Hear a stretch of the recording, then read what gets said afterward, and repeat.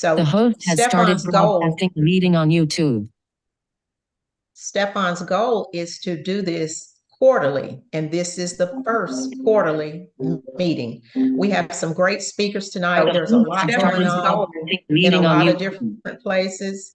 Stefan's goal is to do this quarterly, and this is the first quarterly meeting. We have some great speakers tonight. There's a lot going on in a lot of different places. Stefan's goal is to do this quarterly, and this is the first quarterly meeting. We have some great speakers tonight. There's a lot going on in a lot of different places. Stefan, you may want to stop YouTube. To do this. I think that was YouTube with all the feedback. Stefan, you're muted, by the way. We were getting feedback. Okay. So we're going to try to go ahead and proceed. If Stefan could come back and let us know what the format is for tonight, but we're here to gather information, to share information among ourselves. And as I said, I believe Dr. Turley has another meeting, and I know she's going to have to step out a little early. So we hope to get started and get her information before she has to leave us this evening. Can you hear me now? Yeah. Yes. All right. So y'all, this is great.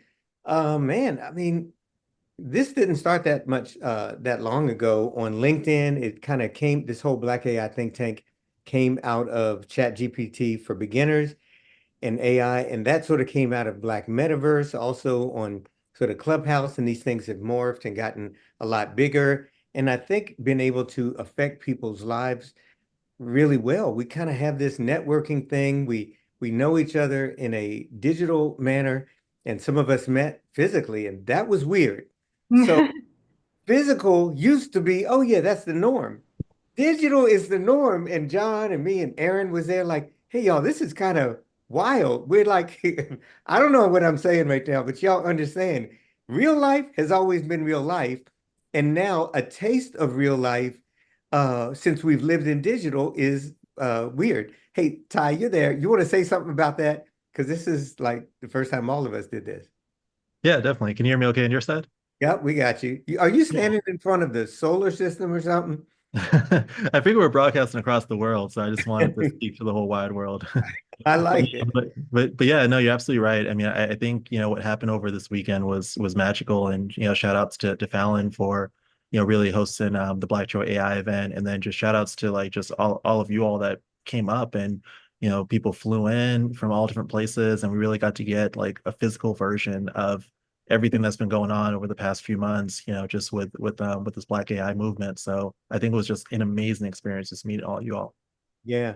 So, and I would add to that, it's like a bunch of movements together. So we know we have Blacks in technology. There's just so much what Fallon has there that's going Black Tech Futures, and there's group after group. And I see some of the leaders that are in Black AI think tank. And my thing is, somebody said, unity is corporate humility, which means none of us have all the answers. We're just trying to get along and learn from each other. And humility is just realizing you can learn something from anyone. Most of y'all probably know I have a nonprofit to the homeless and some single moms here, a laundromat nonprofit that helps people get the laundry done. Very real, organic stuff. And then I have this other life that I'm connecting what I do here with Help Anyway is a nonprofit, and AI stuff, helping people with resumes and something, and actually teaching folks who are struggling with homelessness about AI. So we can do it. We all have different goals and objectives, and we're here to listen and kind of grow from one another. I know, Dr. Turley, you have some time constraints tonight, and we're going to hear from a number of people, and we're just going to let people talk. And I want us to glean. This is AI literacy, so we're going to glean what we can. Some leaders have some tremendous insight, and so we're going to jump into it. Dr. Turley, she is, let me get this right, Vice President of the United States Chamber of Commerce over Corporate Affairs. Corporate systems. Close. Oh, man, you changed it. I know I had it right. Okay. Yeah. Right. I got it. Okay. Go for it. Yeah, I love it. I mean, listen, I'm just really pleased to be here. And when Patty was reminding us, and you just reminded us that this really started 90 days ago, and we've made a tremendous progress of just building the connections and the relationships as a group, which I feel super proud of. I'm really disappointed though that I was out of country and I got to miss everything that happened in my hometown. You guys were in my backyard in DC and I was unable to participate. So I'm bummed about that, but I do hope that we'll have some time to get together in person coming up, right, as a group. I'm continuing with my journey and my objective that I talked about when we first met 90 plus days ago, which is really just being visible, right? As a Black woman leader in technology, in AI, and using that visibility and my voice to help our community. So I'm continuing in that path. I've got some great projects coming up. I'm working in partnership with another organization to start teaching AI to young Black girls in STEM. I'm very excited about that because that is the stuff that makes my heart full. And then we're also working on a program on building some AI educational program workshops for adults. So that stuff is really great. It's going in the right direction. There's a lot more work to be done, but in 90 days, I feel that along with the help and the support of this community, I'm getting closer and closer to being able to touch, reach, and help more people. I love it. Hey, let me ask you a question. So we used to hear more, and we still do, about STEM and STEAM. Has that taken a different seat in coding too with AI, or is it all woven together, or are people sort of putting a priority on one over the other? Yeah, so from what I understand, I think it's still a little bit too soon. I do think that we all know that education is really, really slow to change, right? But AI is really going to impact coding. We're just not going to have to rely on traditional coding as much, but we still need people to code because you have to know when the AI messes up. You've got to have somebody who still has some oversight. So we're still going to need to do some code, but before, like if I had a software development team of like 9 software engineers who were creating a solution from soup to nuts, maybe now I only need 2, right? So I think that's going to be what happens. You're on mute. So we're going to get into jobs, but from 9 to 2, what does that mean? I know I've heard you talk about, well, it's going to make a bunch of jobs, but dang, 9 to 2. Yeah, it's taken away jobs for sure, right? We're going to see a transition. And so people have to be aware of that and start developing the new skills. There's certain things that AI can't do, and those are the things that makes us uniquely human. Emotional intelligence, critical thinking, being able to have good communication skills, leadership.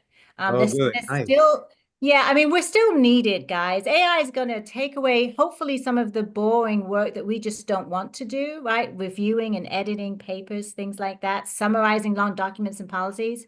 But it's definitely transforming the way that we work, and jobs will absolutely be impacted. They're already being impacted. We have to get ahead of that and start upskilling. Yeah, that's good. That's good. Does anybody have any questions just while you're here? And I don't have the chat open. Maybe if somebody's checking on that. Yeah, boy, is there any other insight that you want to talk about that you're seeing from where you are right now with us and AI? Yeah. I think for me, I'm incredibly proud of this group. We're making progress, but as John was pointing out earlier, we're still not in the right rooms. We're still not being thought about. We're still not in the bigger spaces. And that's okay, right? It's only been 90 days. We still have to try. We're still trying to barge our way in. We're trying to politely ask to be invited. And I do think that, listen, let's see where we are in another 90 days. Yeah. But there's a lot of progress and change that has to happen. Our voices need to be in the room. We don't need other people speaking for us. We need us at the table. Your 3 favorite tools that you're using right now. And I know we always have a bunch of new people that are here, and a tool is just like some of the things that we're using to help us with AI. And there's very basic ones and some that are more complex, but some of us like, man, we found something, we're running with it. So give us 3 or 4 ones that you really like, and somebody can just put these in the chat. ChatGPT, number one, is always my go-to because I have 50 different GPTs that do specialty things, right? So ChatGPT, hands down, is the winner for me. I also use Perplexity, probably on a daily basis. Canva is just phenomenal for me. Why do you use Perplexity? I use Perplexity for research. When I want research that's fact-based, if I want to fact check something, if I want to fact check my buddy ChatGPT, I might create some content there and maybe fact checked it. So I like Perplexity. And then another one that I use The is Canva. love Canva. Canva for presentations, Canva for LinkedIn carousels, Canva for a bunch of things. It's really good with images. It integrates with HeyGen, so I can create my little AI avatars using that as well. Let me see if people follow this.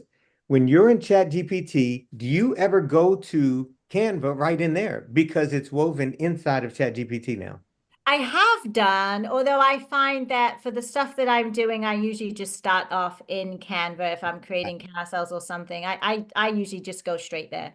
Got it. Got it. But I have started off there. And then of course I love Gamma app, right? Which is something that you turned me on to. And since then, man, I mean, there was one time I had 2 presentations coming up. The next day I just hopped right on over to Gamma and I both in like 30 minutes. They're game changers. Gamma is magic, y'all. GAMMA.app. It wows people every time they watch it in action and use it. And yeah, that's very cool. And then Microsoft Copilot, right? Microsoft is doing some fantastic things. Microsoft Teams is really good, summarizing your day, summarizing what you've missed. They're doing some great things within their Microsoft Office stack. They're not where they need to be yet, but I imagine in another 3 months, it's going to really be compelling. And the one thing about AI right now is you've got to go to all these different separate tools, which is very annoying and not efficient. So I'm looking forward to the day to when it's all sort of packaged up and we can do most of the things that we want within one platform. Yeah, very good. Well, thank you for stopping here. I know you got literally a speaking engagement right now you got to run to, but thank you so much for being here. We really appreciate it. And y'all, Dr. Turley is in high places and is out here teaching people at every level in AI, and it's very cool. And how can people get in touch with you really quick? Just find me on LinkedIn, connect with me there. It's just Dr. Denise Turley. You can find me there, connect with me, send me a message. I'm happy to help as much as I have time. You know, we can connect. If you have questions, just hit me up. And I think you wrote something in your LinkedIn that prompts may not be going out, but there's less of an emphasis. Absolutely. Like so within my organization, right, we build generative AI solutions all day, every day, right? That's part of what I do. I have a whole team that does that. And so we've got some solutions that we built just maybe 9 months ago where it's heavily prompting, where we're prompting the tool to go through like that chain of thought and the next steps. Right. And now with the new reasoning that is built in, it just means that your prompts can be so much more simple, and it's going to remove barriers because people are intimidated by that word prompt engineering. I hate it.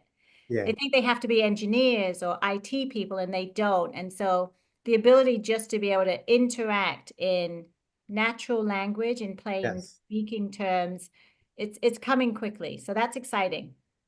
Well, that's where we're going into conversational. And thank you so much for being here. I appreciate it. I love it. Guys, you have the best time. You guys are amazing. We'll talk soon. Thanks so much. Appreciate it. All right.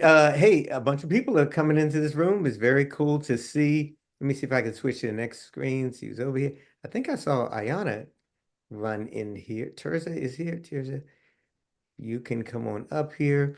So we're basically just going to hear from a lot of folks who, Kate, what are you doing there? Kate has been incredible behind the scenes helping to make this happen. And at the same time, she has a conference that's going on. So Kate, would you go next? And for all of us who are speakers, you can just ask questions. Let's let the conversation go where it goes.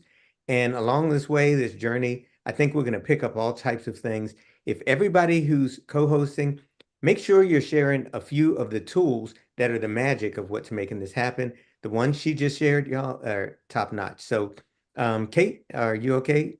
I can't come on camera, but I can speak if you can hear me. Okay, not a problem. Yeah, hello everyone. Welcome. So excited for this week's event. I'm Kate Carter and helping to kind of behind the scenes to put this together. I also work at MIA. MIA is a startup and our mission is to upskill 1 million non-technical women with AI. And so if you have any questions regarding anything AI and you're feeling like, I don't know where to begin, feel free to reach out to me. I'll be happy to help.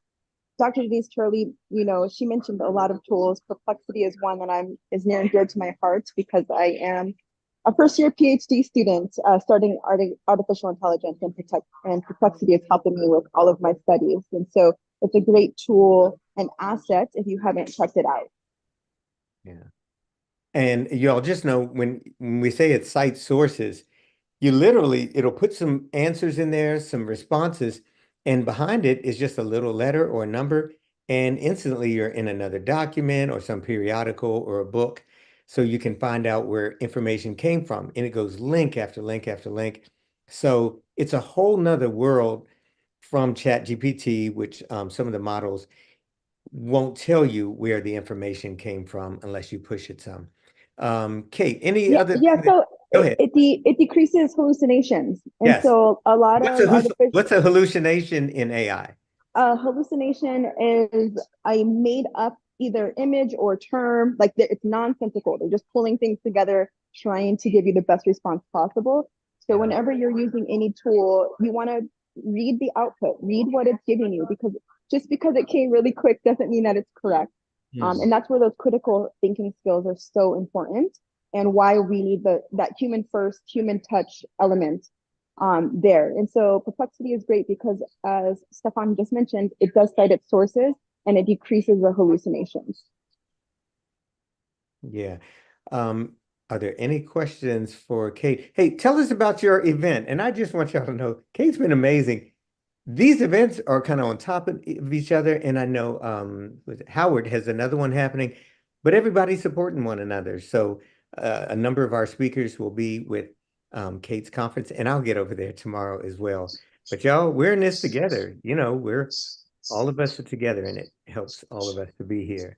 Stefan? Yes. I think Jasmine Walker had her hand up. Jasmine, do you have a question? You don't? Okay. All right. Kira asked, is Chat Black GPT on, I don't know that, on Google PlayStation? Play Store. Play Store.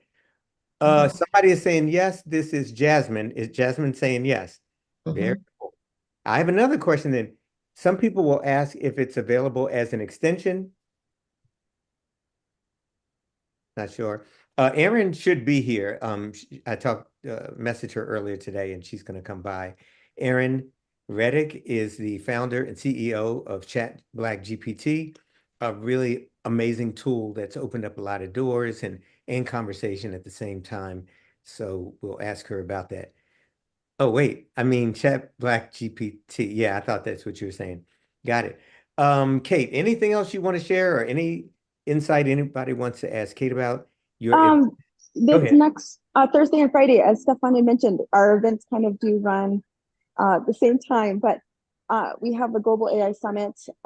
It's all about business and AI. There are topics on law and IP, marketing. Deepak Chopra is our headliner. And so it is a wealth of knowledge from around the world. We have speakers from around the world. Our youngest speaker is 9. And they're already into quantum physics and experimenting with AI. And so it's great to learn from a spectrum of individuals that are doing different things. So you ran over his name really fast, but it's Deepak Chopra. And he's kind of a thinker, a philosopher of sorts. What's his idea? Do you already know what he thinks about AI? Yeah, the Chopra Foundation is creating a digital twin, a Deepak Chopra digital twin with all of his knowledge. And so it's all about mental health and wellness. A very spiritual being who has a wealth of knowledge. And so his digital twin will be uploaded with his knowledge for us to interact with. And what is a digital twin for people who might think, well, what the heck is that? It is essentially a version of what would be yourself. With Deepak Chopra has written a plethora of books, and so it would have all of his knowledge and his research uploaded on the back end. And so for me, you could create one with your knowledge of your writings, your whatever you are into, you can create a version of yourself essentially. Mhm. And so when you're interacting with your digital twin, it would have your experiences in it. Yeah, that's it. And y'all, because this whole idea of multimodal has taken off, it's not only a GPT that's a text-based idea, but it's voices talking back at you, and things like BeHuman.ai actually takes a few minutes of you looking at you. Hey Jen does the same thing, and DID does it now, where I can make me look like me, and a lot of people are going to be fooling each other. By next year, everybody's going to have digital twins and virtual assistants. I think some of them are going to be imperceivable of whether it's the real person or not, because the voices will be out there. Call them deep fakes, or I guess in a good case, it's synthesized us. Also, I get a quick question, just throwing it out. Why stop at 2? Why do we say digital twin and not Ty, John? Why not just keep going? I mean, you want to have control over it. I think that's one reason. And so if I am creating it, like Stefan, you couldn't create a digital twin of myself. You don't have the rights theoretically. And so I think to have control over it. So you could replicate, I guess, numerous versions of you. But I think you and corporations would want control. Mm-hmm. There's a True. part I saw somewhere and it said control is an illusion, but I get you. Who came off a mic just now? Who was that? Oh yeah, I was saying like, yeah, I mean, if you want to look at it from like a global perspective, I mean, you could do digital triplets and quadruplets of yourself, I mean, in different languages. So you can have a version of you that is of different, cultures, or just a version of you in different spaces. Like this is a relaxed version of you, this is a work version of you, this is a, sports version of you. I mean, like we all have different sides of like what we do, like some of us, we are one person when we're in one space, or one person when we're in another space. So in theory, like you can really use those AI avatars to become different versions of you for different spaces. And you can really go nuts and replicate yourself all over, but then it'll kind of be like a Matrix, movie kind of thing. So And Replica is one of the companies doing it. Replica, Yeah. y'all look them up. Replica, Hey Jen, BeHuman, DID. By the way, Ty, do you think everybody's going to have something like that? 5 years from now, will we be even having this conversation anymore? Yeah, I mean, like I definitely think that we are probably going to move to points where it might be an AI talking to an AI, et cetera, et cetera. I don't know what we as humans will be doing at that point, but I think that is also like, good reason why people should also like look into kind of what we were talking about earlier, like the in-person aspects of it, and investing in those in-person experiences, because, I think that those are the things that still won't be able to be replicated, at least not in the immediate future. I mean, at some point we'll probably have robot versions of ourselves running around too, but until that happens, maybe that's 20, 30 years out. I definitely think that we will probably get a little crazy of AI talking to AI, and I think that people crave more of the in-person a lot more, Yeah. as we continue to go down this path. Hey, Pi, it's Stefan. We're doing this conference right now, and it is Black AI Literacy Day, and I know you helped to plan some of it. So you got a lot of people listening to you right now, and we're talking about digital twins. Give us your thoughts, and don't go for a long time. This is AI, y'all. It's called. Stefan and everyone. Digital twins are a fascinating concept, and I believe they hold a lot of potential for transforming the way we interact with the world by creating virtual replicas of physical. Hey there, Stefan and everyone. Digital twins are a fascinating concept, and I believe they hold a lot of potential for transforming the way we interact with the world. By creating virtual replicas of physical systems, we can monitor, simulate, and optimize these systems in real time, leading to better decision-making and more efficient operations. However, as Stefan mentioned, I don't think digital twins will ever fully replicate the human experience. There's something unique and irreplaceable about in-person interaction. And I think that as AI continues to advance, people will crave and value those personal connections even more. Okay, got it. It'll take over a room really fast with that. Somebody on the stage, because we're talking digital twins, we're all involved with some of this. You're hearing that we're in this thing called the agentic age right now. And so when Ty brought up the idea of us creating this other thing, and maybe the twin will be doing something, can somebody break down in 45 seconds what an agent is and how that plays into this? How about Christopher Lafayette? Christopher, can you respond? Oh, Christopher, what's up, Christopher? Sure, I'm happy to, and hi everyone. We're not necessarily in an agentic age, and basically when they talk about agentics, that they're really talking about is compound models, going from monolithic, specific vertical models to compound models, meaning that you're using multiple things, and you're using a lot of different things, not just Gen AI and diffusion models, but you're actually building a model that's taking in a lot of other considerations and what it needs to be able to use to be able to perform based on the specific horizontal offering. So if you're taking something like, I don't know, real-time augmented generation or RAG, that would be something that's configured into a monolithic model that separates something from a specific vertical use case. Or if you take something like a statistical model, right? Because when someone says, they come to me, Stefan, and they say, oh, I'm in AI. My natural question is, well, what in AI are you in? Because it's rather ubiquitous. It's not a single variable equation. It's a multi-variable equation. So when you start thinking about agentics, what we're thinking about is not just the multimodal capacity of a model of computer vision or being able to process speak or chain of thought reasoning, which is a major drop that we saw last week with 4.0.01 and 01 mini when OpenAI came out with it, meaning a longer thought of process. That plays into the aspect of agentic model. But we also have to think about what you're talking about with the digital twin, dealing in hyper-realistic immersive simulations and thinking about one-to-one twin actions. Slow down, Chris, you might have lost people with a whole lot of this. If you could simplify just a little bit, because I don't know if we're tracking with you. Sorry, everyone. That's yeah. Okay.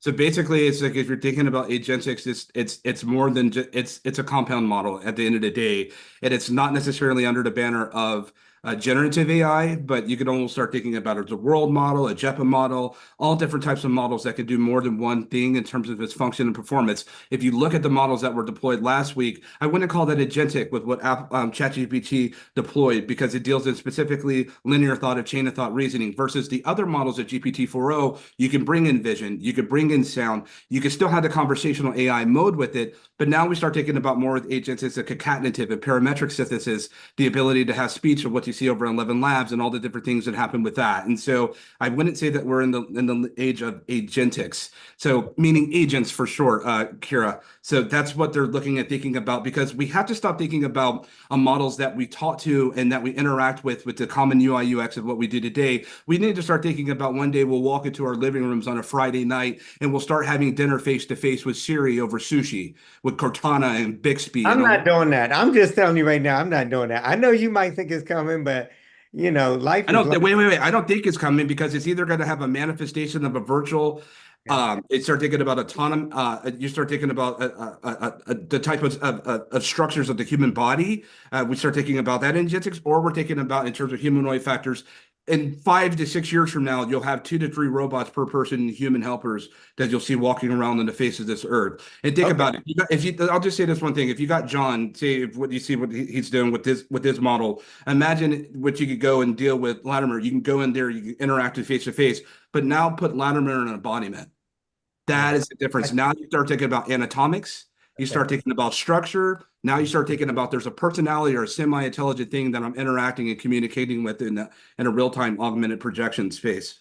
So relationships and companionships are the #1 use of AI right now.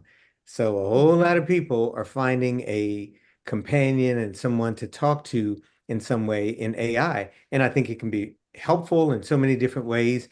And also, I always see these psychology magazines talking about the reason for it is isolation and loneliness. But I want to hear from Tiffany. Tiffany, can you tell people a little bit of your story, because we're talking about conversational and what we're doing, and I think your story is flawless for where we are right now. This is Tiffany Martin, everyone. Can you hear me? Yep, we got you. Right. So do you want me to do an introduction or just kind of go into my journey? I think you probably need to do a little bit of an introduction, and don't take maybe 2 minutes. You said wrap it up. Okay, I got you. No, Now, hear Tiffany. your story. Okay, no, we'll make it work. Tiffany Martin, CEO of Visiotech and the creator of the Accessible AI. And basically what we do is research and development on accessible technologies leveraging AI. The story, the journey that Stefan is referring to is about 8 years ago. I went blind due to diabetic retinopathy. Say that 10 times, but AI can. And the journey when I first became blind, I was not proficient in any type of technology. So I had to relearn every part of life. And technology was that access point that got me back in the game. I could, work again and be independent, relatively independent, self-sustaining, bringing in income and so forth. And fast forward to today, I use it for everything. My entire house talks, got Apple Watches talks. I have the Meta Facebook glasses on right now. I was letting the group know before we started, I ordered my first meal by myself after going blind yesterday.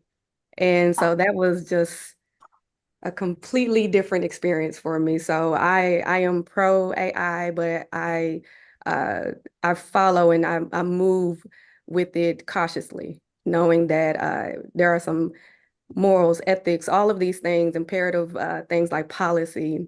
I know Chris has an entire movement and so forth, but there are things and sanctions in place that need to be their safeguards in order to use this technology effectively. Good. So that's like a miracle. I mean, its technology has been a miracle in some ways. What are those glasses? Some people don't know what Meta Ray-Bans are. What do they do? So basically, Facebook joined with Ray-Ban and created glasses. These are wearable technology, so smart glasses, and they leverage their learning model, Meta AI. And so I can pretty much, with a cue, ask questions, object recognition, which is so imperative for me to know what's in front of me, and it gives very detailed responses in comparison to other models that I've seen, like OrgCam or Envision. And so these are tested to me like just within the last 24 hours at the very top of my list. So nice. What is Be My Eyes? So Be My Eyes is it's an app. I did not start off with Be My Eyes. I started with TapTapSee, but they're all pretty much apps that are assistants. And one thing I would like to say is people don't know that AI is an assistive technology. It is here to assist us. And so Be My Eyes, basically, I can point my phone, I can ask, a person, a volunteer, or just leverage the AI that they've, partnered with to let me know that pretty much the same thing I just mentioned with the glasses. So it's just it's an assistant that helps. So that's amazing. And yeah, I mean, we talk about a lot of good that AI can do. Really, it can be good, bad, it can do all kinds of things, but that's amazing. Are there any questions in the chat that somebody might have? And what time is you're actually doing the session with Chris tomorrow. You'll be talking about the future and solutions and right now. It's like some solutions that your company's working with. Chris is working on some things right now and in the future with ethics. So that's tomorrow afternoon. Looking forward to that. If there's not any questions for you, we'll come back. And I like the way you said assistive. That's a great way to put that. John Passmore, and then we're going to we'll do one of the guys and one of the ladies here. So we'll do John Passmore and one of the women, and then Ty Smith. John, some people know you here, some don't. And yeah, John is he's at the forefront, and I'm watching you on LinkedIn make big moves in places to give us a voice. So I just want to say thank you for what you're doing. You kind of move in stealth, but you're getting stuff done. It was nice meeting you this past week to sit on the bus with you and talk a little bit. So introduce yourself, and John, yeah, give your impression of where we are, where we're going. Yeah, John Passmore, CEO. We built Latimer.ai, which is another kind of, some people call it the Black GPT. We're built on top of Chat GPT, but we built our own database as well. A RAG that Christopher mentioned earlier is what it's Yep. called. Can you tell us what a RAG is, just for people who might not know? It's a form of database, regenerative artificial model. So we have our own database, vector database. So we've populated that with things like the New York Amsterdam News from 1924 to present. We do, every day we're adding some content to it. And we'll just continue to grow it. Basically, we knew that ChatGPT still has a bias. I'm sorry, retrieval augmented generation is the formal name of RAG. Not that that means a lot to most folks.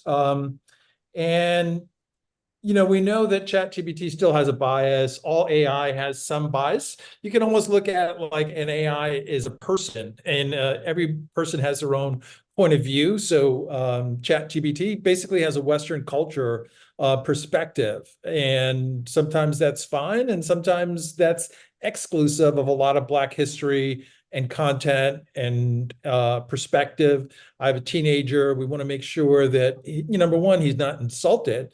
You look at these models now and they come up with names like Sage or, so you kind of think that these are all knowing, kind of very fair, objective pieces of technology, but in fact, they're quite biased. They're built by human beings, and they only know whatever those human beings have decided to point them to in terms of training. And then that training, let's say if it contains Reddit comments or YouTube comments, I think we've all seen what those contain. So they have a lot of kind of bad info that's just baked into a lot of the model. So we built an alternative to that, where we're trying to make sure that Black and brown people have a seat at the table, whether that's with the government, or whether that's with a lot of the universities that are out there. I was telling you, Stefan, earlier today, and I'm just going to try and chat this to everybody. There was a Senate hearing. It lasted 2 hours. They had 4 experts on AI speaking, and Black people didn't come up once. They were talking to the Senate about the harms and the risks of AI.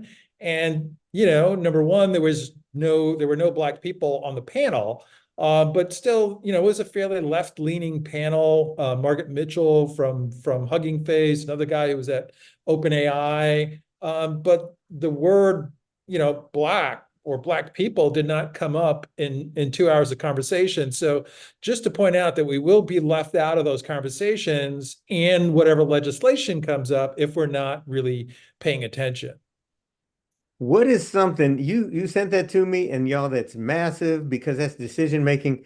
You got a bunch of people, hundreds of people right now who signed up for this, who will be at a number of these sessions tomorrow. What practically can somebody do? Like one of us or a few of us or all of us, what can we do? Because that's a power position right there. And if we're not in that conversation, what are your suggestions? I mean, we should be motivating and prodding, things like the Congressional Black Caucus, and they do have hearings on AI. So, we have to make sure that your congressperson or your senator understands that, hey, we know that you're working on legislation around AI, but part of that, we were talking earlier about job displacement. There could be significant job displacement. So then you need, training or retraining, and we need to be part of that conversation, or we'll be left out, really. Yeah, that's exactly right. Stay in the conversation. And I know this is basic for some people, and some people are just finding out about AI, but this is important, y'all. Who's up there leading this train? The engineer up there is very important. So November 30th, 2022 is when the CEO of OpenAI, Sam Altman, he put a tweet out basically and said, hey, this is what we've been working on. Take a look at it, mess around with it. And the whole time I felt all it was we're making that guy money. He said, hey, mess around with our thing. And they said something like, well, it costs so much to keep this running and to let y'all have it for free. But all we were doing is working for his company in that.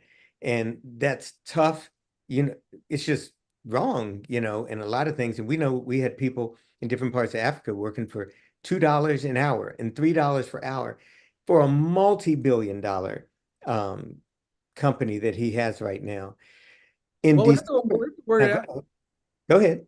I'm just, thinking, I mean, we're doing a bit of a call center project now. And so in the past, AI could make your call center scripts, but now you see with all of this kind of voice technology that the AI could actually read the script and respond in real time. We're kind of used to dealing with these old chat bots when you'd call the phone company and you'd try to get to the human being, but they're getting so good that it might be, you can't determine really whether you're talking to a real person or to AI. But also, if that was 1,000-person call center, that's 1,000 people that no longer have a job if AI can do that seamlessly. Yeah, and so this is an issue. It's probably why one of the reasons we have things like the Black AI think tank to think through these things, to find relationships and partnerships in here. But I want to say something. It appeared in December of 2022 that other people were creating material that we wanted to use, and it left us out. Well, one of the things was images. You go to any website maker, and it's just, you can even have it be a Black website and it's going to come up with white images. I need to let y'all know that some people, now that we know the tools that we have, some people in this room have stepped up really big and said, well, we don't need what they're doing. We can create stuff. And I don't know if Ayana, you don't have to come on camera, but if you can come off mic, Ayana Elon, I think I have it right, is here. The images that she's creating on LinkedIn are next level. And I shout her out in the work because she's created something that enables us to find people that look like us. What people are going to be using this for? They're going to have these mouths moving and characters that come out, maybe working as your salesperson or, whatever on your website. But the people that she is able to do are out of this world. And yeah, so they didn't do it, so we're doing our own. Ayana, are you able to comment on that at all? I don't even know if she's here. Does anybody see us? Okay, can you hear me? Yeah, we got you. Hey, how are you doing first? And this Hey, I'm good. Tell Thank people you. who you are, because you run a great group, but the work you're doing is out of this world and people need to see it. Well, thank you. I can only stay on for a second. That's okay. But yeah, so I am the founder of Black Girl AI. I am also the founder of Including Us in Tech. And I started creating the images because when I was starting out doing graphic design, it was hard for me to find images for myself and for my clients. And so on LinkedIn, I just decided to actually start giving out some of the images for free. And when I did that, I got such a huge response. It was actually an overwhelming response. So I said, well, let me create a bundle. So I created a bundle of Black women in the workplace. I sold that. And then I just decided to start offering a service through Including Us in Tech. And so my images have actually been used in video. They've been used in different AI apps for training material already. So, which I think is it's pretty awesome. I'm glad. So I've gotten a lot of great feedback. People have left reviews on it. I'm glad that people can use my images for their material. Y'all, it's not next level or next, it's beyond that. You have to see it. And so take a look at her 2 websites. What was the second one you said? Including Us in Tech? Yes, includingusintech.com. Yeah. Once you see it, you're going to understand. It's like the gamma of creating generative images. You think gamma wows, you'll believe that when you see it. And you can follow her on LinkedIn, and you'll see a lot of the folks that she's creating. I'm gonna throw out something really crazy to you, so y'all tell me what you think. So Ayana, those images are so good that people are gonna use things like D-ID, Be Human, Hey Jen, Replica, and they're gonna make their mouths move, and they're gonna take a voice. Is whatever you want to say, use your voice or somebody else's, and they're gonna have that character. They're gonna be using that character. What's gonna happen is some Chad and someone, there might be a Chad here, from Kansas and his buddy are gonna say, man, I can do that. I can just make black people. And let's pretend there's two white guys in Kansas that think, well, I can make and sell black people. So, and then there's plenty of places to grab our voice. One of them is 11 Labs. Y'all should take a look at that. If somebody can put it in the chat. The other one is play.ht. Both of those are extraordinary.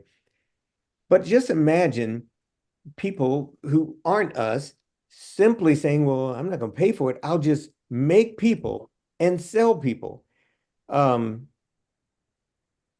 Because of money, I don't see any reason that someone won't do that. You know, you don't even have to be seen. So any thoughts about that people can do that now and might end up doing that? Maybe. Anybody? I'll just say that that's a very slippery slope. I think in the early hip hop, and, not to be negative about this show, but, hip hop had a certain culture, a certain way of dressing. And then we saw like HBO create a show called, Entourage. And it was really just young white guys who basically kind of lived the hip hop lifestyle and listened to hip hop, but you had a whole show that really didn't have any black people. It just kind of took the culture and applied it as they wanted to. And I think now you can see how that could happen on a whole other level. So, John, you and I talked about this on the bus over there. I think it's coming. I don't think there's any reason that somebody won't say, well, she can do it, I can do it. And if they're in demand, I'll sell them. So what? Is that just business? So I have a question to follow up with that. Who is that talking? That's Saki. Hey. Saki, hey, I don't know where you are on my screen, but go ahead. So is then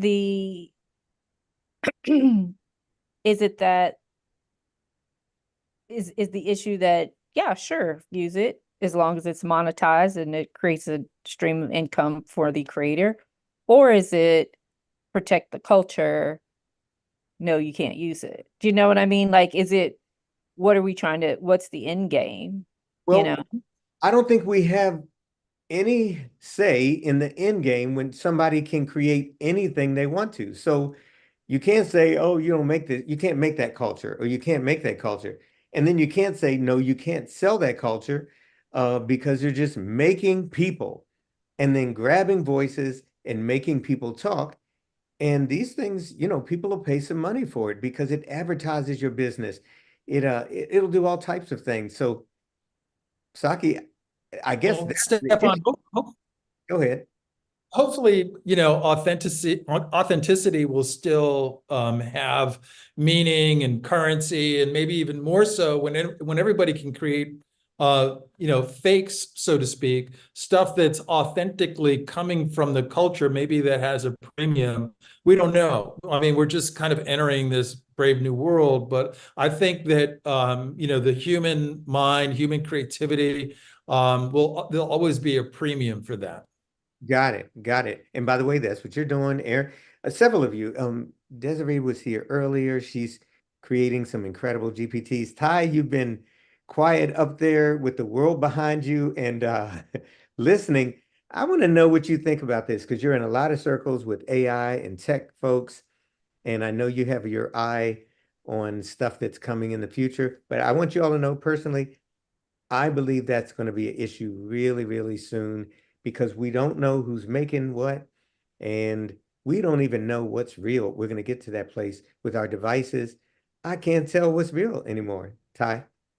Yeah, and I just threw in the chat, just make them before they make us, because I think about even like when you go on vacation and you're coming back with souvenirs, like most of those souvenirs are made in China. So if we're going to Jamaica and we're coming back with souvenirs that are made in China, so why can't we make the other cultures? Because think about referencing John, right? Since it's long history in the music industry, you look at like who really owns these record labels, and a lot of it eventually goes back to someone that's in London, that's the owner of the 3 major record labels right now.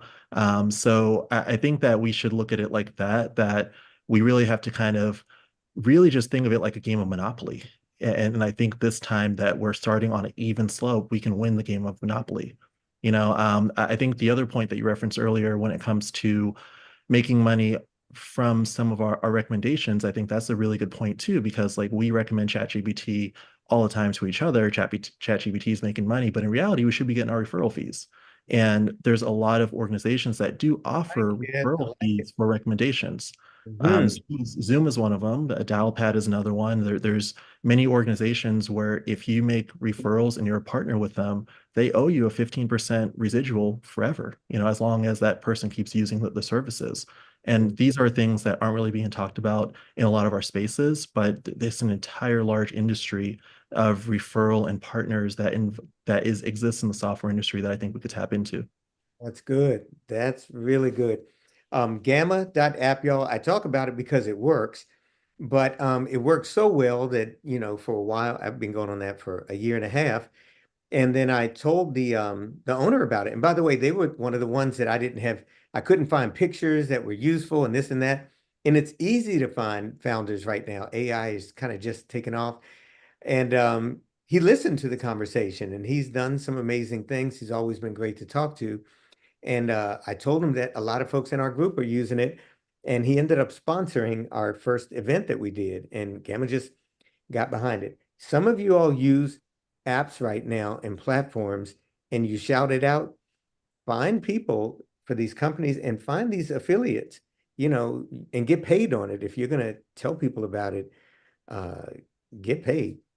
Somebody else want to offer anything to that? John, what's your affiliate percentage of Latimer? Everyone sign up. Well, we're just a baby company, so we don't even have that in place yet. But happy to make room for you at Latimer.ai, and we'll put that in place this week. Stefan, Aaron is here. Aaron, where are you? Oh, well, she came in at a good time right now. I don't see her, but can you? Hi. What's up? I see you down there. Y'all, I met Aaron for the first time this past weekend. It was great. We had lunch together and it was great. So did you hear any of what we were just saying, Aaron, about people creating and other people using it? Were you here for that part?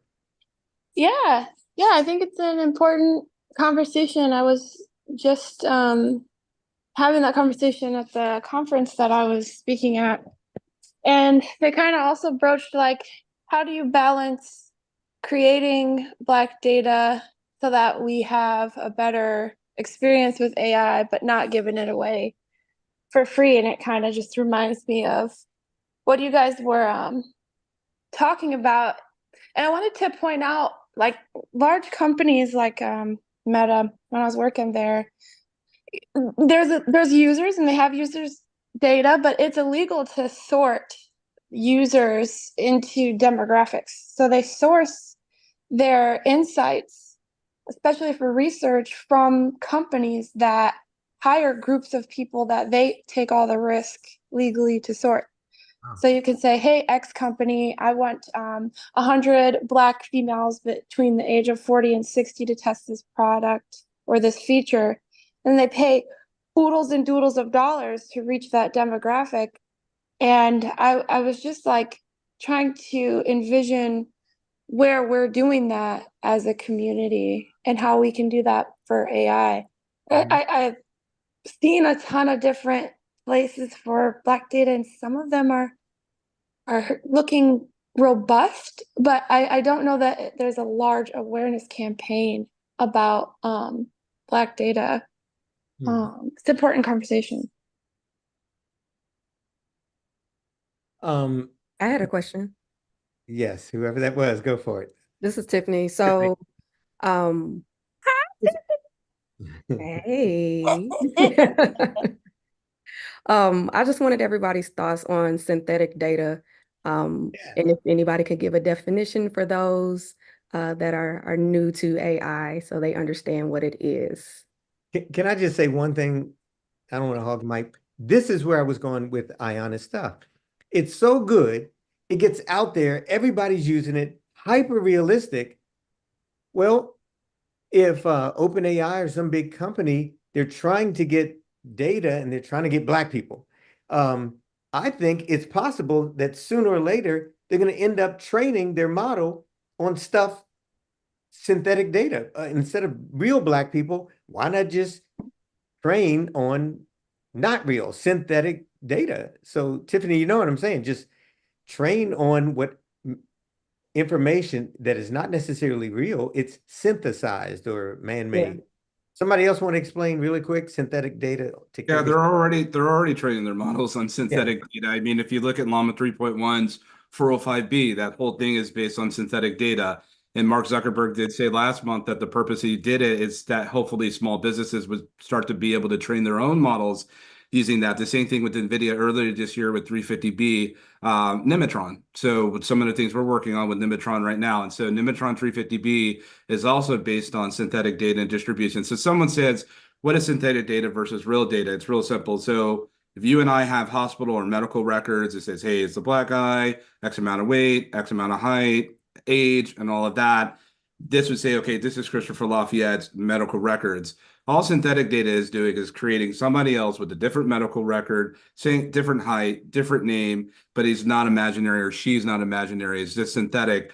Almost back to what we talked about with digital twins. It's just creating a replica, a replication of extension of life itself. So it does go under the auspices of extended reality. The thing is, though, the data that we're seeing come out, and this is really compelling, and I talked about this, I think, in one of our AI literacy, our AI groups that we have on Thursdays, is that if you look at the small model narrative, think about earlier this year when we saw Microsoft Phi come out in April, and then you saw Apple come out with its small models with ELM, meaning Efficient Learning Management Tool. Here's what's compelling. If you take GPT 3.5, you're looking at about, well over 1 trillion, let's say, parameters, if you will. Some of these models that we see out here that can compete, or let's say it's looking at 350 billion parameters.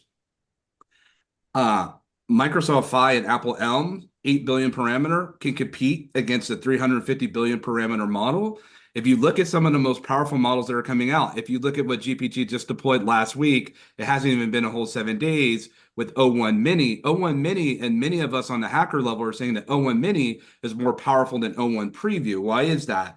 It's more vertical, it's more focused, it has a linear amount of information, but the data and the filter process of the data that's processed it all the way from the beginning and dealing with the data set with the scientists and to the data engineers that are pre-training these models make it so refined that the purification is not needed. And so basically what it's doing is if you go to Target and you buy a can of tuna, some of that may have soy, it may have vegetable oil, it may have all kinds of things in it. Or if you go on Amazon and get more of the real deal, you get a can of tuna, it's just nothing but water, not even added salt. In other words, they've concentrated and been able to boil it down. So the majority of the models that you're seeing in this world now and ever more forward is going to be synthetic because there's not enough places for them to be able to pull in the right type of data. That's what you got. That is right. And Tiffany, you probably asked for a reason. Why were you asking that question? By the way, y'all, I'm walking down the road, riding in my car the other day, and I said something conversationally to Pi, and it was about, a Black conversation about research or something. And it said, well, why do you want to know that? It's the first time ever since I've used these conversational things that this stupid thing said, why do you want to know? Like, I might answer you and I might not. We'll go into that later. But Tiffany, why are you asking that? Because I think that's a very important thing. No, and I love all of the touch points that Chris hit on. So just if we'll stick with healthcare, right? There are some areas where data is scarce for people of color. That might be one of them. How hard it is to get family and friends into the doctors for checkups and regular visits and so forth, which all of that data they collect in order to understand. And one of the things I like to let people know, I received a transplant, Well, part of that surgery was done by robots.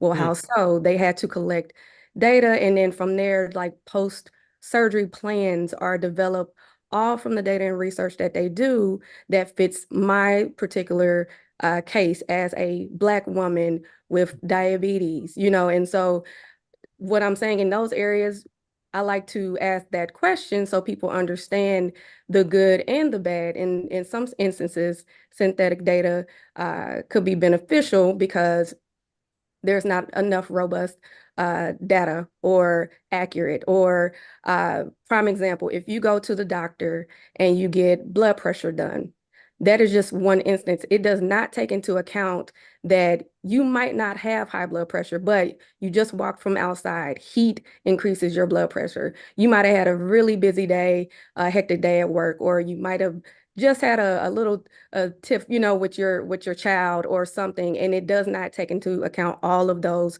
factors. And so it's one of the instances where you can look at both sides. I just like playing devil's advocate. So I love that, Chris gave a good, very thorough definition of it. And I would love if people kind of look more into it, but just understanding the importance of data, because we all know junk in, junk out. So. Stefan, can I add just kind of piggyback on what Tiffany said? I think it's extraordinary that we're talking about it, because it's rare that you'll be able to see someone like John and Aaron in the same room. And this is why I think it's so important with what they're doing. And I think this is dramatically serious. I won't get dramatic about it. But if you really start thinking about what they're building, think about this for a second. If there's not enough data that exists already, and Black people have been, look, when it comes to our culture, think it's 80s and the 90s, we haven't had a lot of time to deal with technology platforms as a whole as it is. So it's not like we've had the opportunity to ingest and contribute to the global data outlet when it comes to unleashing our culture into these machines. Right? Think about this for a second. We went into the information age in the 90s, and then we went into the applications renaissance some years after the bubble burst in 2007, so forth and so on. Here's my point. If you think about, if there's not enough data right now, and it could be that somebody in NVIDIA, Meta, Mistral, Bedrock, which deals with Anthropic, and they're saying, okay, we need to simulate Black content. They're literally, quite literally, going to attempt to extract our culture and present it in their eyesight based on their lens and understanding on how we are based on their perception. Yeah. If you look at Latimer and you look at ChatGPT, and what they're really doing is preserving and maintaining the integrity of the current disposition of our cultural status. People don't buy products and services, they buy culture. To me, the one way that they're going to extract the best thing we have is today, real-time capture of the data that we're inputting. Every time you tap into this is DNA input. It's data extraction. So for me, this is the time, now than ever, to preserve our sovereignty. And as I said before, start to develop your own AI models. That is how you can compete with the trillion-dollar platform, is autonomy that they don't own. It's the one thing that you have that they'll never have, that they don't own, is your cultural extraction. You have the opportunity to give more and lend your own data to your own model than a model that would take them taking time to be able to interpret, and they'll most likely get it wrong, and now will be depicted as something else. What are we giving to our children? Yeah, just to piggyback on that, Stefan, 100% agree with what Christopher's talking about. We try not to use synthetic data. We haven't used any thus far. What we've really been focused on is with our HBCU partners, there's literally millions of pages of documents and history that is not scanned, that no AI, whether it's Google or OpenAI or us, has access to, because this school has never scanned it. And there's millions and millions and millions of pages. So a lot of our history is out of reach. You might be able to go to Schomburg and see it on microfilm, but that doesn't mean that the Schomburg ever gave it to any AI. So actually that's creating these kind of blind spots in what AI knows. Again, so when we go to this AI and we think it's a Sage or an Oracle, it's missing millions and millions of pages of actual history, especially Black history, because the general market, let's call them, has documented their history over and over and over again, and they have easy access to that. Yeah. I love that. No, go ahead, Erin. I think that's awesome to digitize our history and put it into AI. And ChatGPT is working from the other side. So I'm having events monthly, inviting the community at large to record modern day history. Because what I'm not understanding is who is currently tasked with putting pen to paper on the Black history books from today, or even the last 10, 15 years. Who is it? And what is going to be taught in high schools and college? And where does that information come from? And if we are going to go towards an AI information source of truth, then who is going to be that? And what information will they have? And how are they going to keep up with what's going on now and put the Black sentiment of the community and culture today in what we have available for technology? So I love that, you know, we're two people with two different offerings with the same heart mission, but we're working from both ends. And I just think that's really, really great. I love it 100%. On my screen, y'all are right above each other. There's, let's see, Jasmine in the middle and Christopher. We got to be working together like this. And Erin, I was just thinking about something you're talking about today. Some of us are saying we're going to be history to somebody in the future. Somebody's going to run across some of this stuff that we're talking about right now, and it's going to seem maybe old to them, but they'll probably hear us. Man, they were in that room actually building the stuff that we're using, you know, 50 years from now or something like that. Hey, ChatGPT, you were listening to a little bit of this. If you had to break down what we're talking about with data, break it down in 30 seconds like you were talking to a 13-year-old. I don't know if this is going to work, but let's see.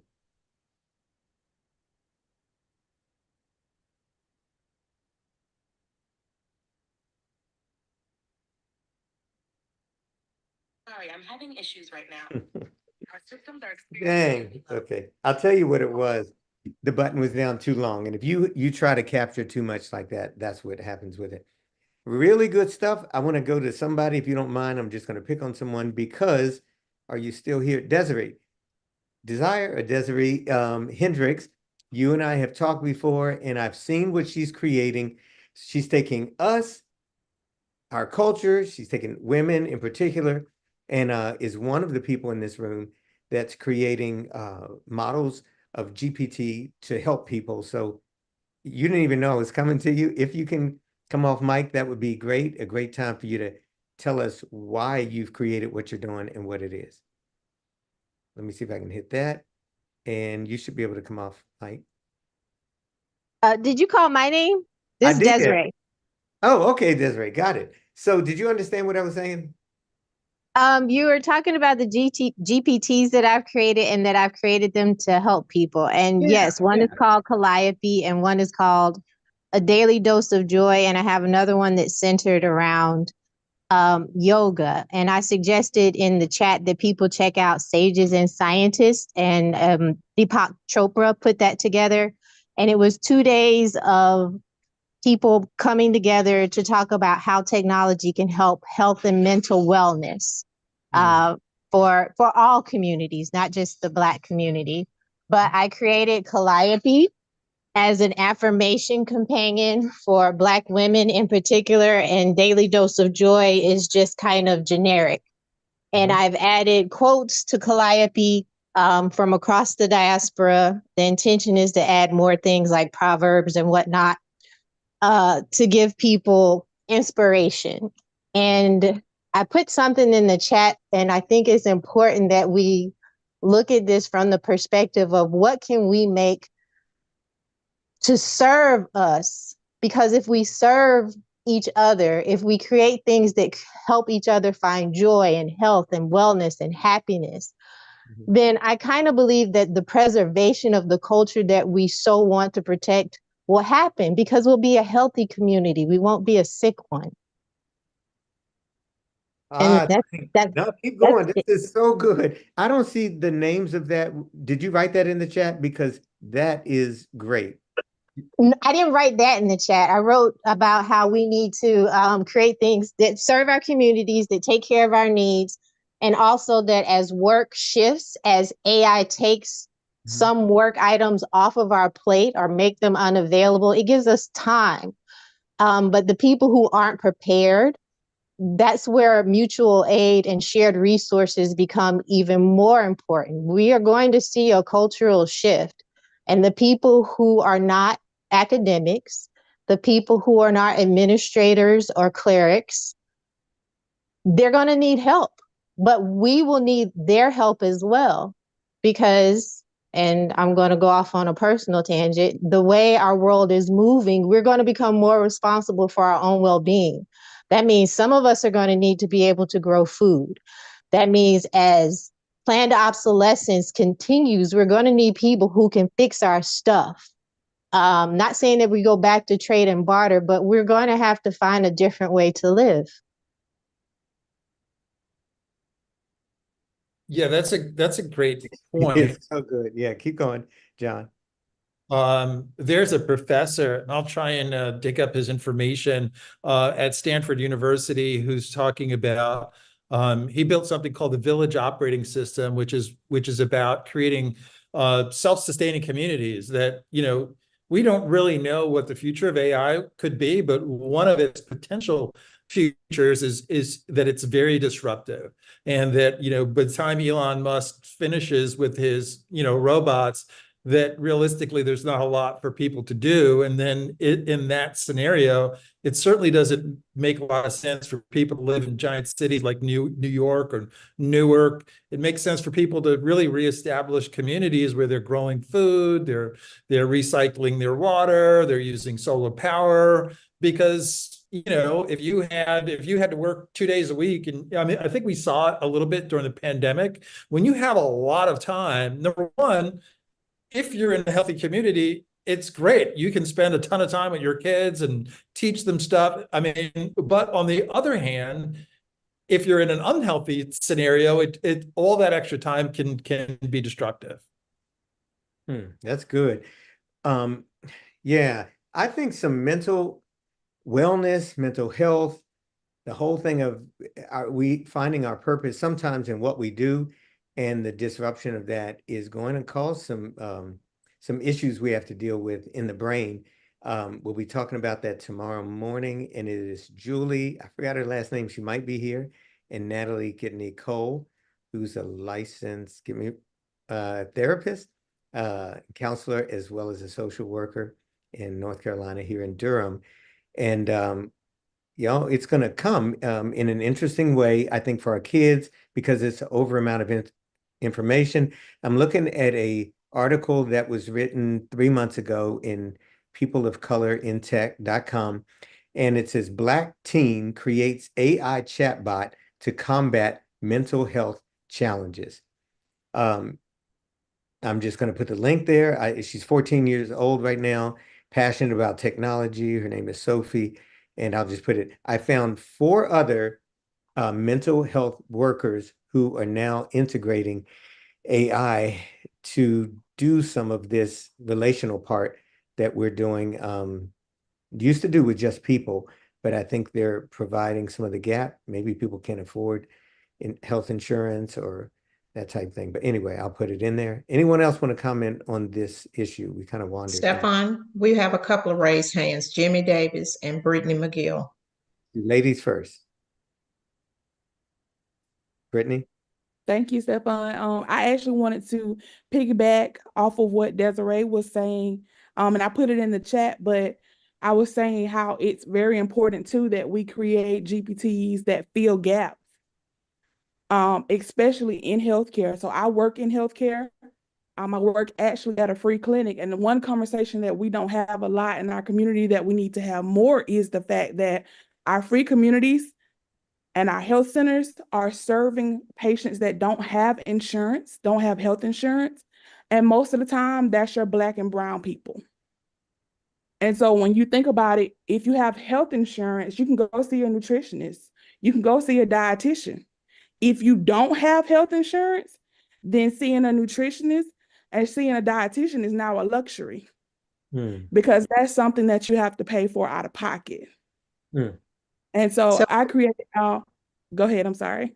Brittany, have you seen that reduced now that we have expanded Medicaid in North Carolina? Are you in North Carolina? I'm in South Carolina. Okay, we've expanded Medicaid here, and there's not as many people are falling through the cracks now here. And I don't think South Carolina has done that, but all of those issues apply. So just continue with that. No, you're very right. South Carolina has not expanded Medicaid. We are one of the last states to do almost everything, it seems like. And so there is still a gap of patients here, again, most of the time in our Black and brown communities, who don't qualify for Medicaid, don't have health insurance, so they are considered uninsured or underinsured.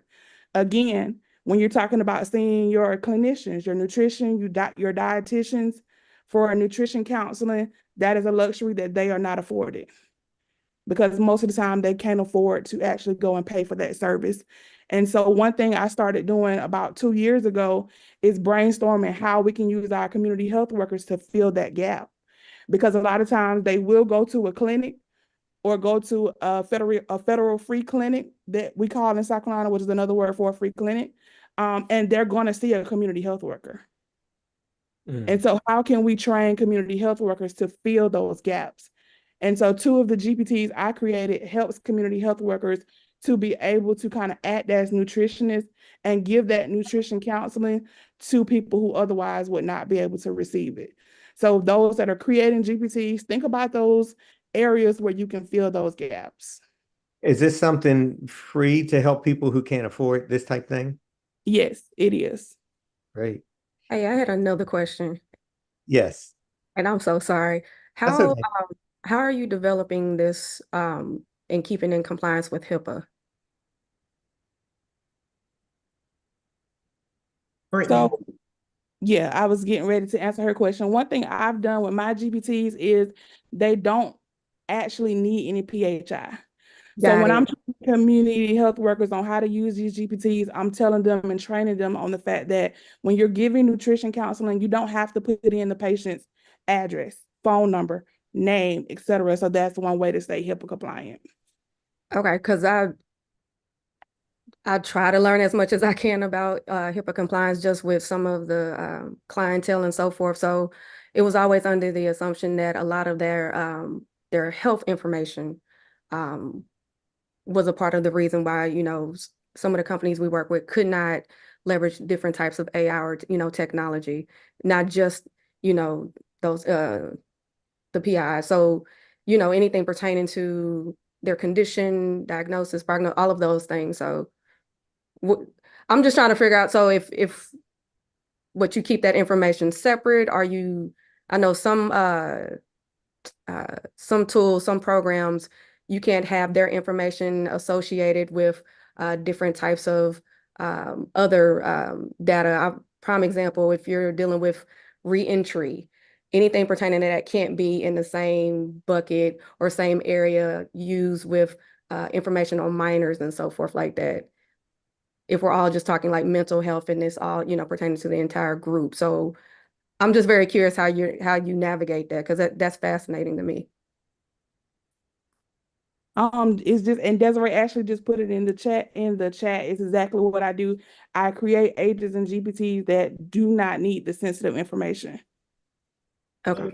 So you could create a GPT, let's say for a nutritionist, that has all the information theoretically of somebody that went and got a master's or a doctorate that studied nutrition and has all that knowledge, and then just utilize the GPT in that way. Like not entering necessarily, you know, Tiffany, your age and all of your personal information.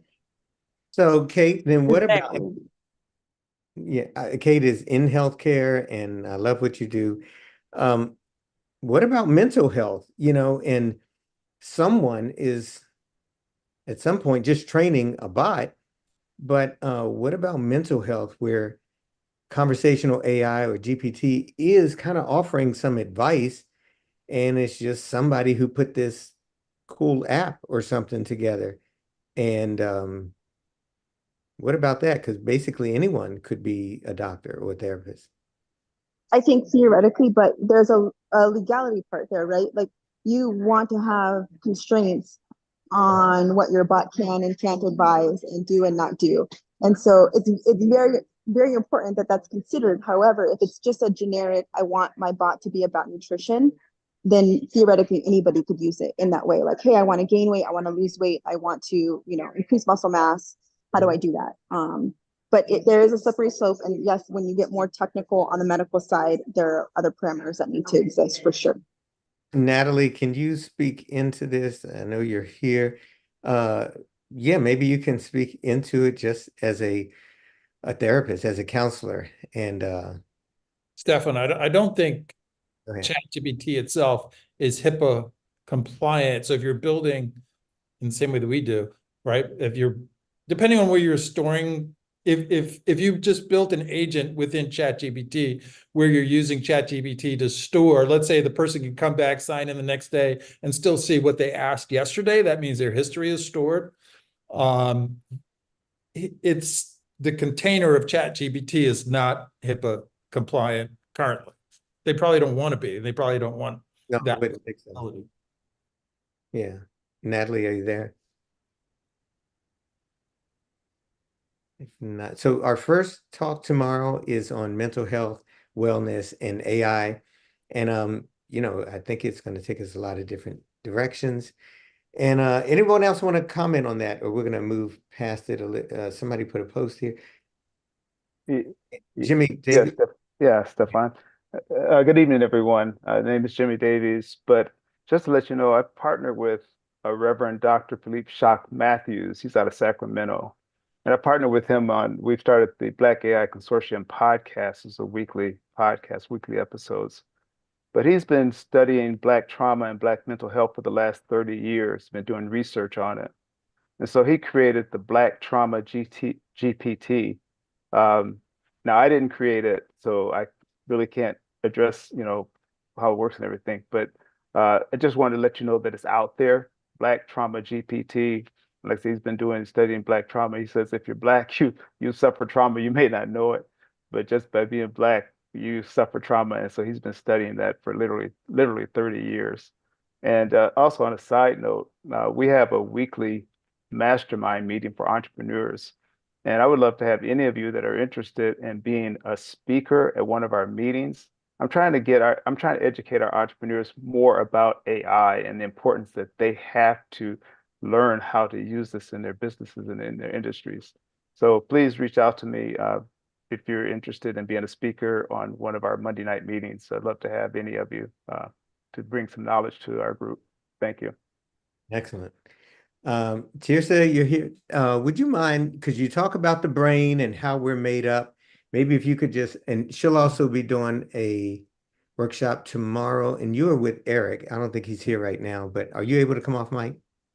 Yeah, I'm here. Okay. Yeah. Now go ahead. No, go ahead and ask.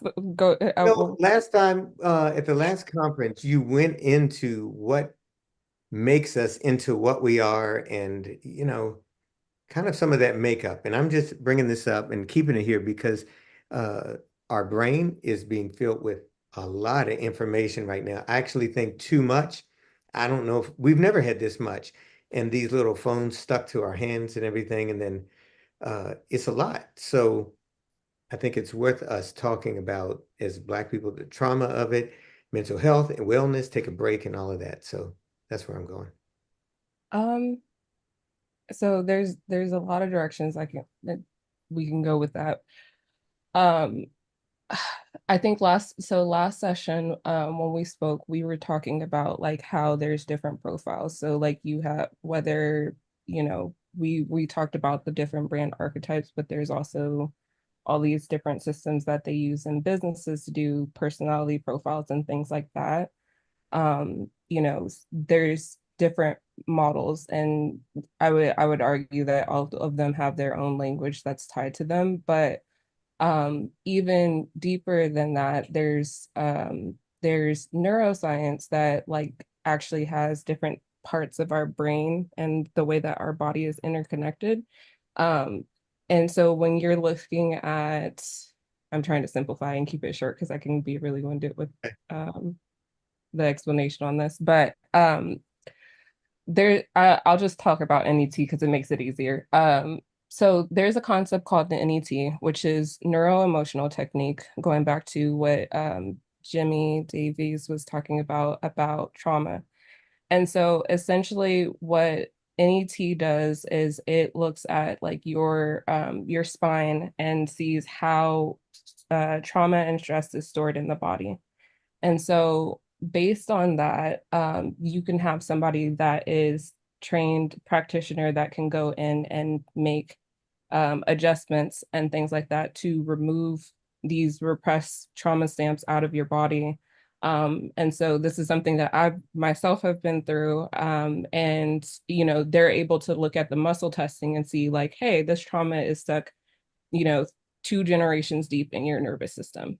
This is stuck 1 generation deep. And so with that, going back to the concept of how this all like ties into AI, or like even with business side of things, a lot of times as a business coach and as a accountability coach, most business issues or like, you know, even our biases, some of them are conscious, some of them are subconscious. And some of those things are not yours. So a good example of this is I had something in my nervous system that made it to the point where I couldn't show up on video anymore. And I am a video native. I grew up coming on cameras and all that stuff, however, speaking in front of crowds, talking to 400 people a day.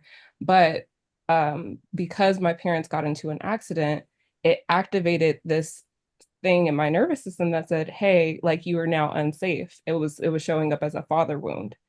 Well, when I went to go work with the practitioner, he's able to say, oh, okay, this thing actually has been activated for back 2 generations epigenetically. And so I say that this all ties back together because the language that we use when we're describing our trauma, the way that we process our problems sometimes is overlooked in systems. So for me, I had to travel around to different countries and things like that and reverse engineer what was working because doctors were not listening.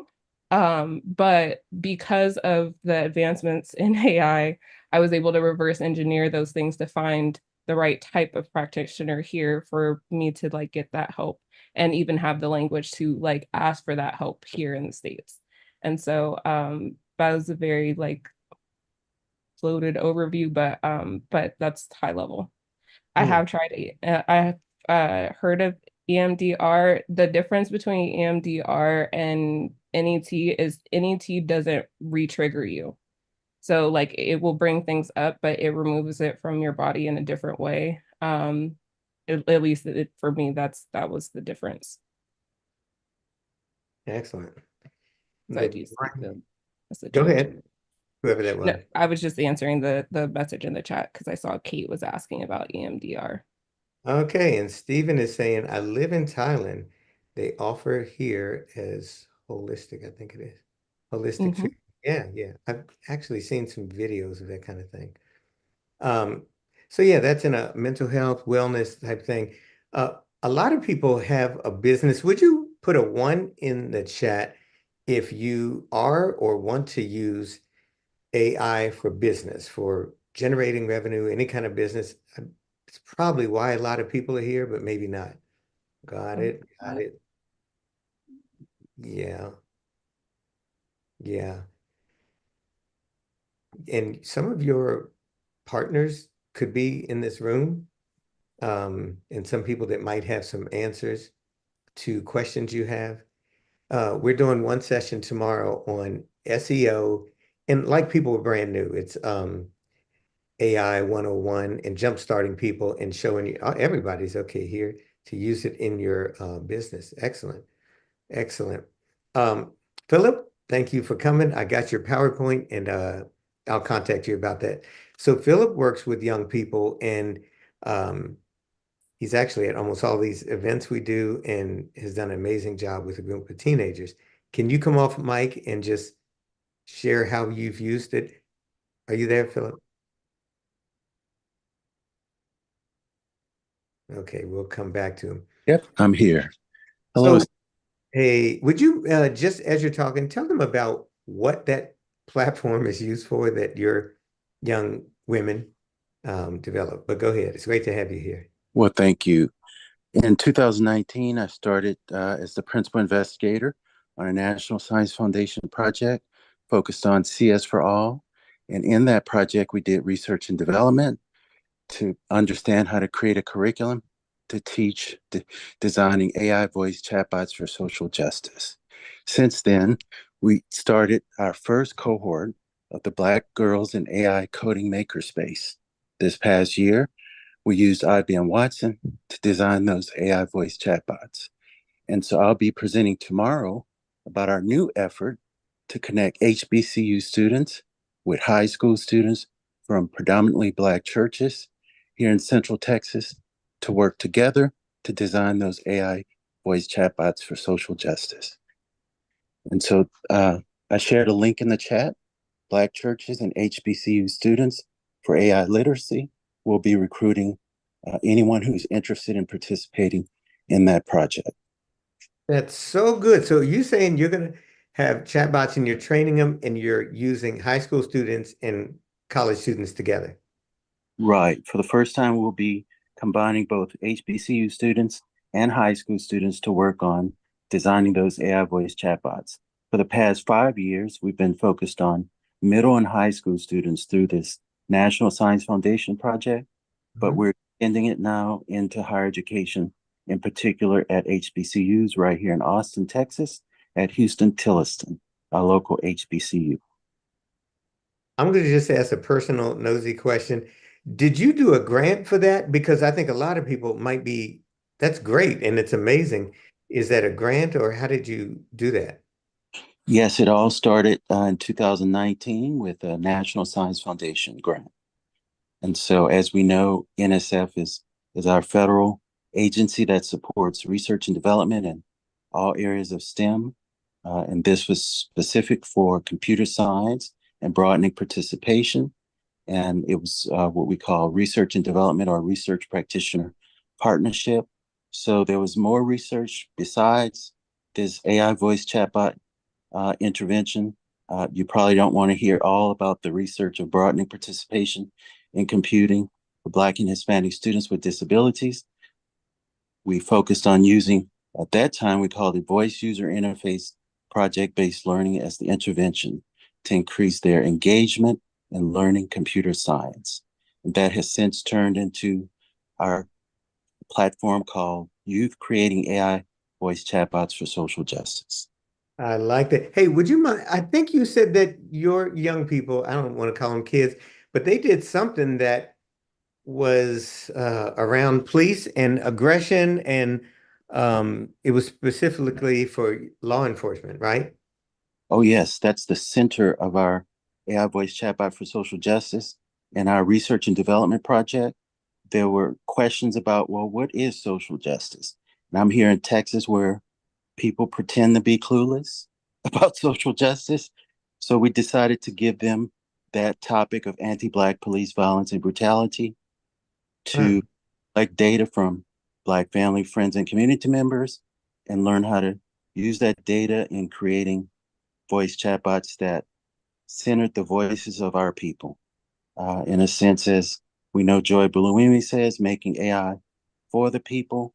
And as we say in computer science education, CS for us, by us. And so all of that motivated us using the topic of anti-Black police violence and brutality as the social justice topic.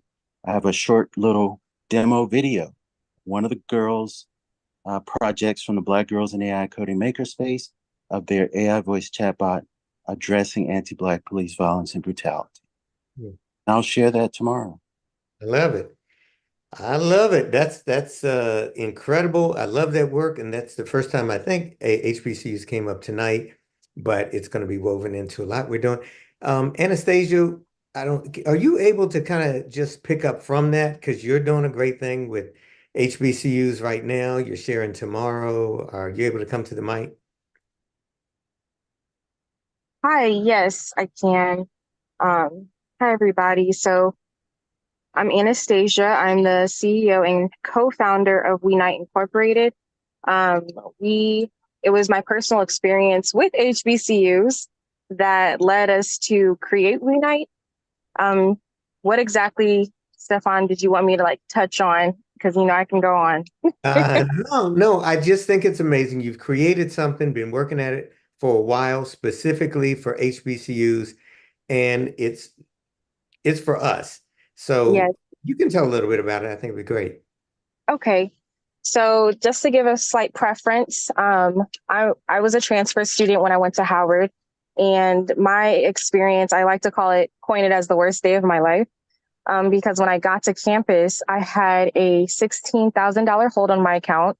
My housing assignment was given to someone else, which made me homeless my first semester, and my class schedule just magically disappeared.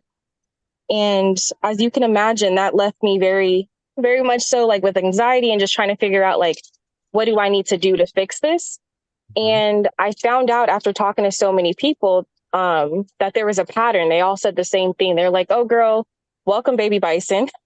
This is common. HBCUs have this, lack of infrastructure and good luck. And so I apologize for my background. Right. And so with that, I just refused to really accept that as a generational passed down problem anymore. So I just was determined that there has to be some type of solution we can create. And that's where WeUnite came in. We're building Sage, which is creating what we call smart campuses. And we really just automate the different administrative workflows, like a 2-click class scheduling feature to help with class scheduling. Other products that I don't want to go on and on, but like just different products that automate and simplify the infrastructure at HBCUs. Excellent. And you'll be talking tomorrow. That's incredible. How long has the company been in existence? Yes. So we were founded, I started back in 2019, but we were incorporated in 2022. Excellent. Incredible. Yeah, y'all, this is amazing. A lot of people doing great stuff in the space. This would be a good time if you hey, let me just say this real quick. The schedule for tomorrow, it's at Black AI Day. Just a very simple way to get to it. Listen, the links are even there for every last meeting. It's very simple to find.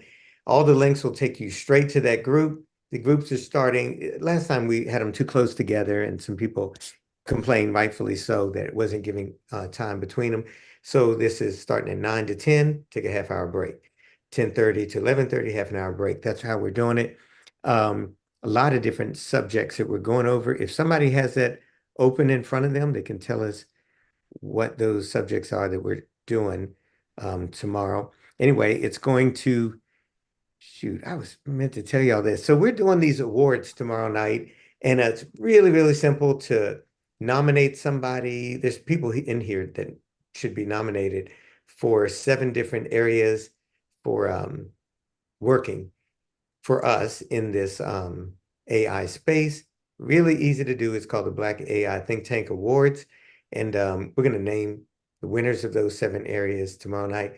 But y'all do it. We're going to leave it open till midnight tonight.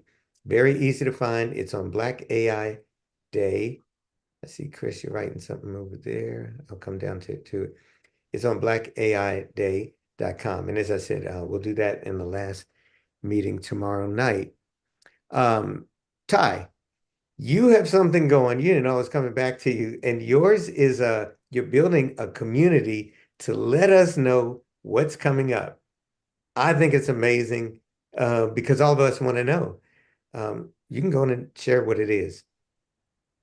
Yeah, so main thing that I'm working on right now is so I have a website called blacktechglobal.com. So, we're talking about digital experiences right now. So I'm trying to like also balance it out with in-person experiences and really just aggregating all of the different like Black tech events and mixers and all of that into one spot. So it's live. It's been live for about like 9 months. So in blacktechglobal.com, it's not just a place where you can find all the different Black tech conferences. We also work with almost all the founders, and if not the founders, maybe second and third in command, but we try to like put all of them together so they all know each other exist, they all work with each other.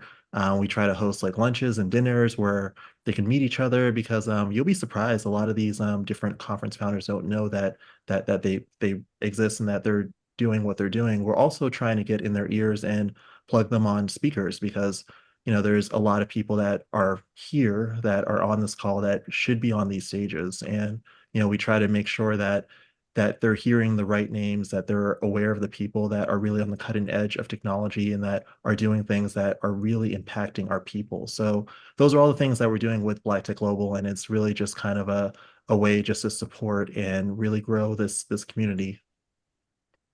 I just think it's amazing, and I don't know all this stuff at all, but I feel like I'm trying to stay in touch with movements like that. Ty, I didn't even know y'all existed, but that's strong. And I went to their website, y'all. He's got everything in there. It's the most complete list that I've seen of Black happenings, for our culture, including tech, AI. It's a gold mine. So blacktechglobal.com, is that right? Absolutely. Yep. Definitely. Oh, you already got it. Okay. Yeah, I'm all of these, I'll keep putting everybody's stuff on Black AI Think Tank website too, just so everybody can be found. We got just 16 minutes left. If anyone else, it's kind of a cool time that you might get to say something that you're doing. I saw Lori here. Is it Lori Anderson? I don't see her anymore. L. Anderson, she runs one of these large groups. Okay, anyone else? This is your time. If you want to put your hand up. Yeah, Steph, I'll kick in. So I just want to say I'm really inspired by this dialogue and discussions. I hang out in a lot of different AI groups that don't look like us. And I'm telling you, we contribute just as much as any other group that walks the face of this earth when it comes to the substance of what it is that we have to contribute. And I know that so many technologists, including the ones that are here, I know sometimes that we can feel so incapable or just so inferior to what we don't see in the world. I mean, it seems like people that look like us are only good for an Apple commercial, but we're certainly not good enough to sit in their buildings to be able to innovate and build and hack and make and code. And the reality is, here in Silicon Valley, this is ground zero, the epicenter. I'm seeing more people get fired that don't look like us, that look like us. People are losing their jobs. People are moving left and right. They can't afford to live here. We have a whole entire workforce filled with unemployed people, and the real wave hasn't even come yet. Once we reach AGI, based on what we're seeing, the level of AI we see with simple AI and narrow AI, now we're ascending into AGI. Christopher, 1 second.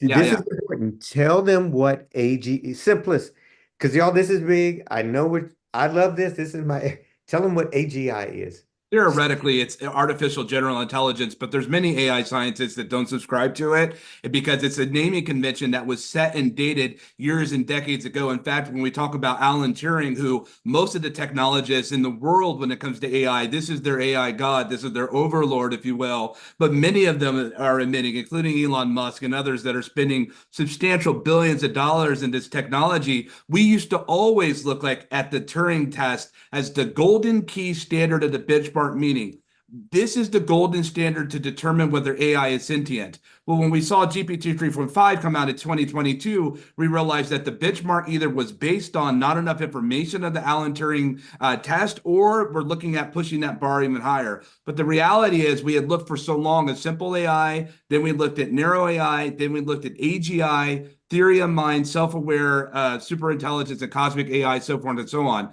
But a lot of that's being disrupted right now. And the reality is once we do reach a colloquial sense of artificial general intelligence, and we do start to see the level of what we call automata, once we start to see that, we still don't know how these machines completely work, because we're seeing mechanistic interpretability teams show up all over the place now, because we don't even now know how these machines are making these decisions. What happens when the technology becomes more advanced than the technologists? This is why I just launched the most advanced policy platform at the cutting edge when it comes to technology. Not a shameless plug, it's the reality. I just launched that, 100% Black owned. I'm super proud of this opportunity to be able to do it, in which many of you are supportive. We're hiring people right now. That's also real. There's nothing fictitious about that. My point in saying this is that I want to encourage everyone here, everyone that has some skin in the game, since we obviously don't have the capital and the deal flow to be able to compete with all the different major models that are being made out here. I think that goes back to first principles before we head into the agrarian standards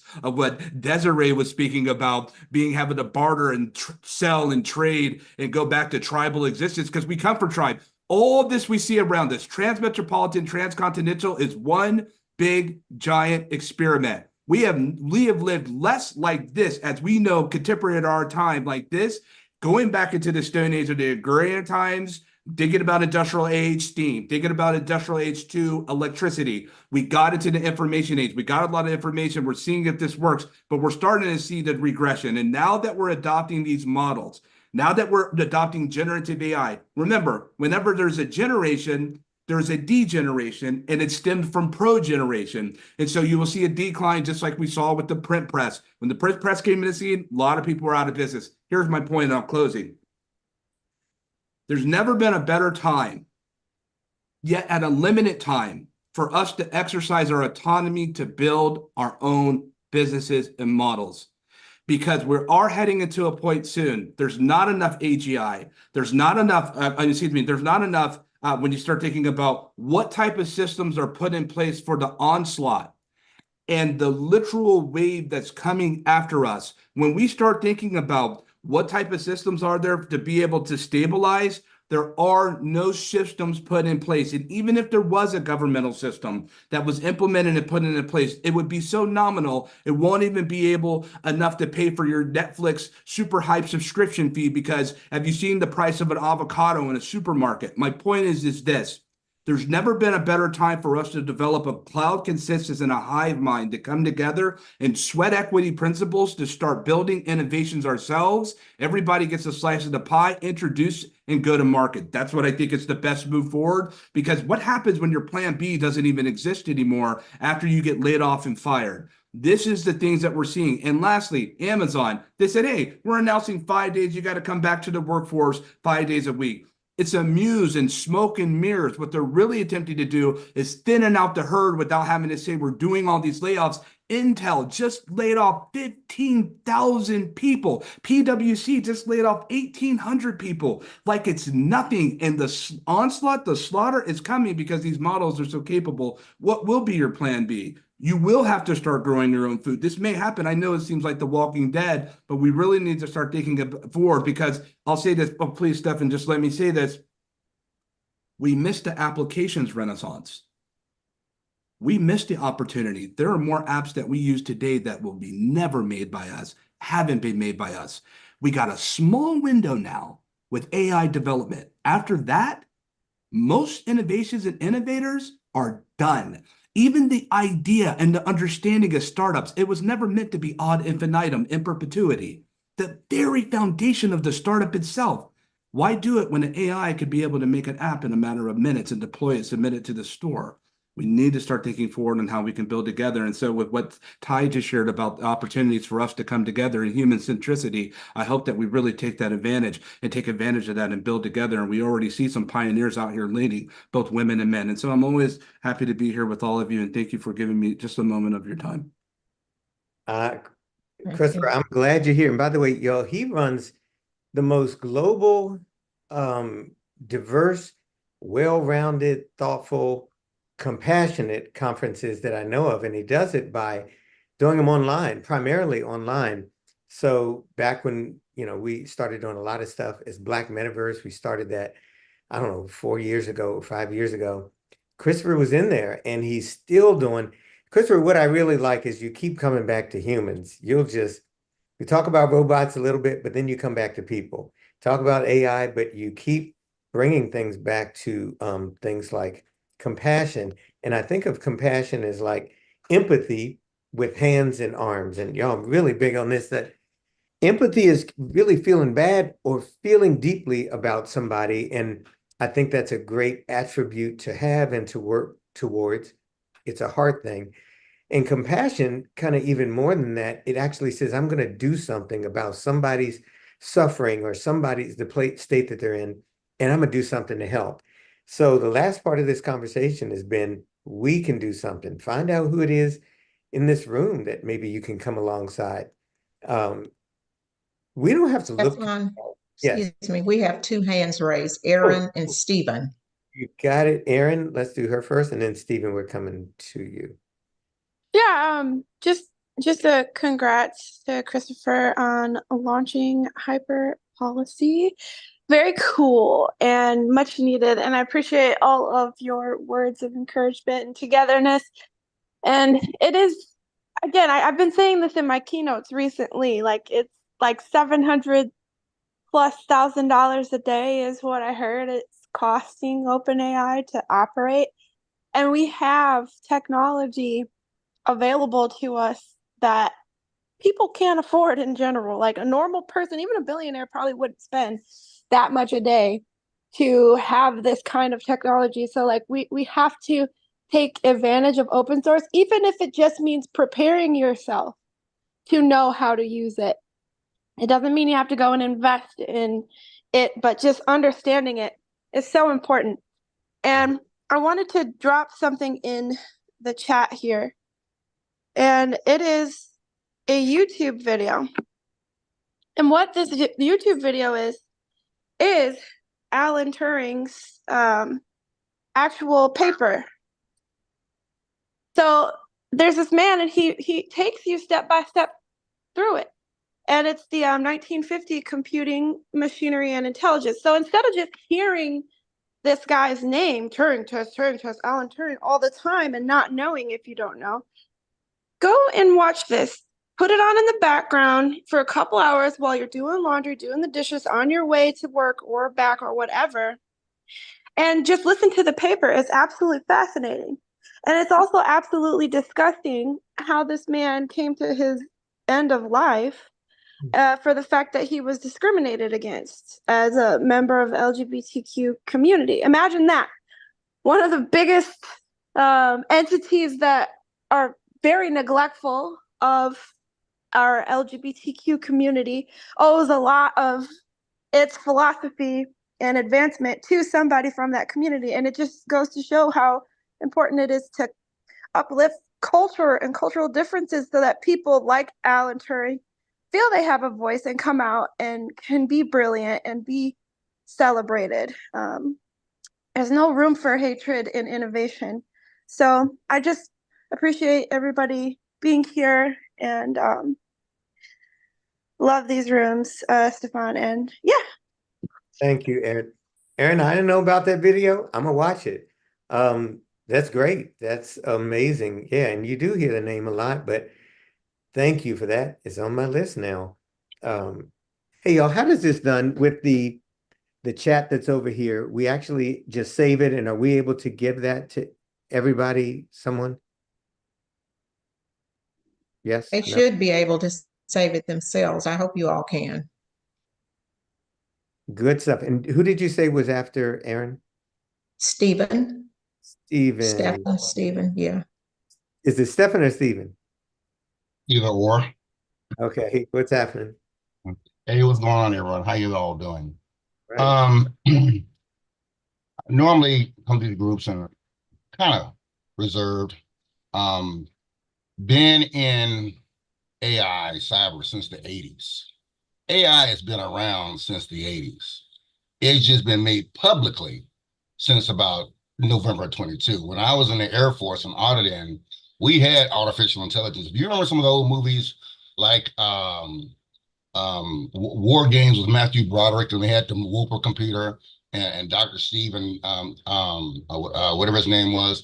That's artificial intelligence. You only have two types of AI, artificial and actual intelligence.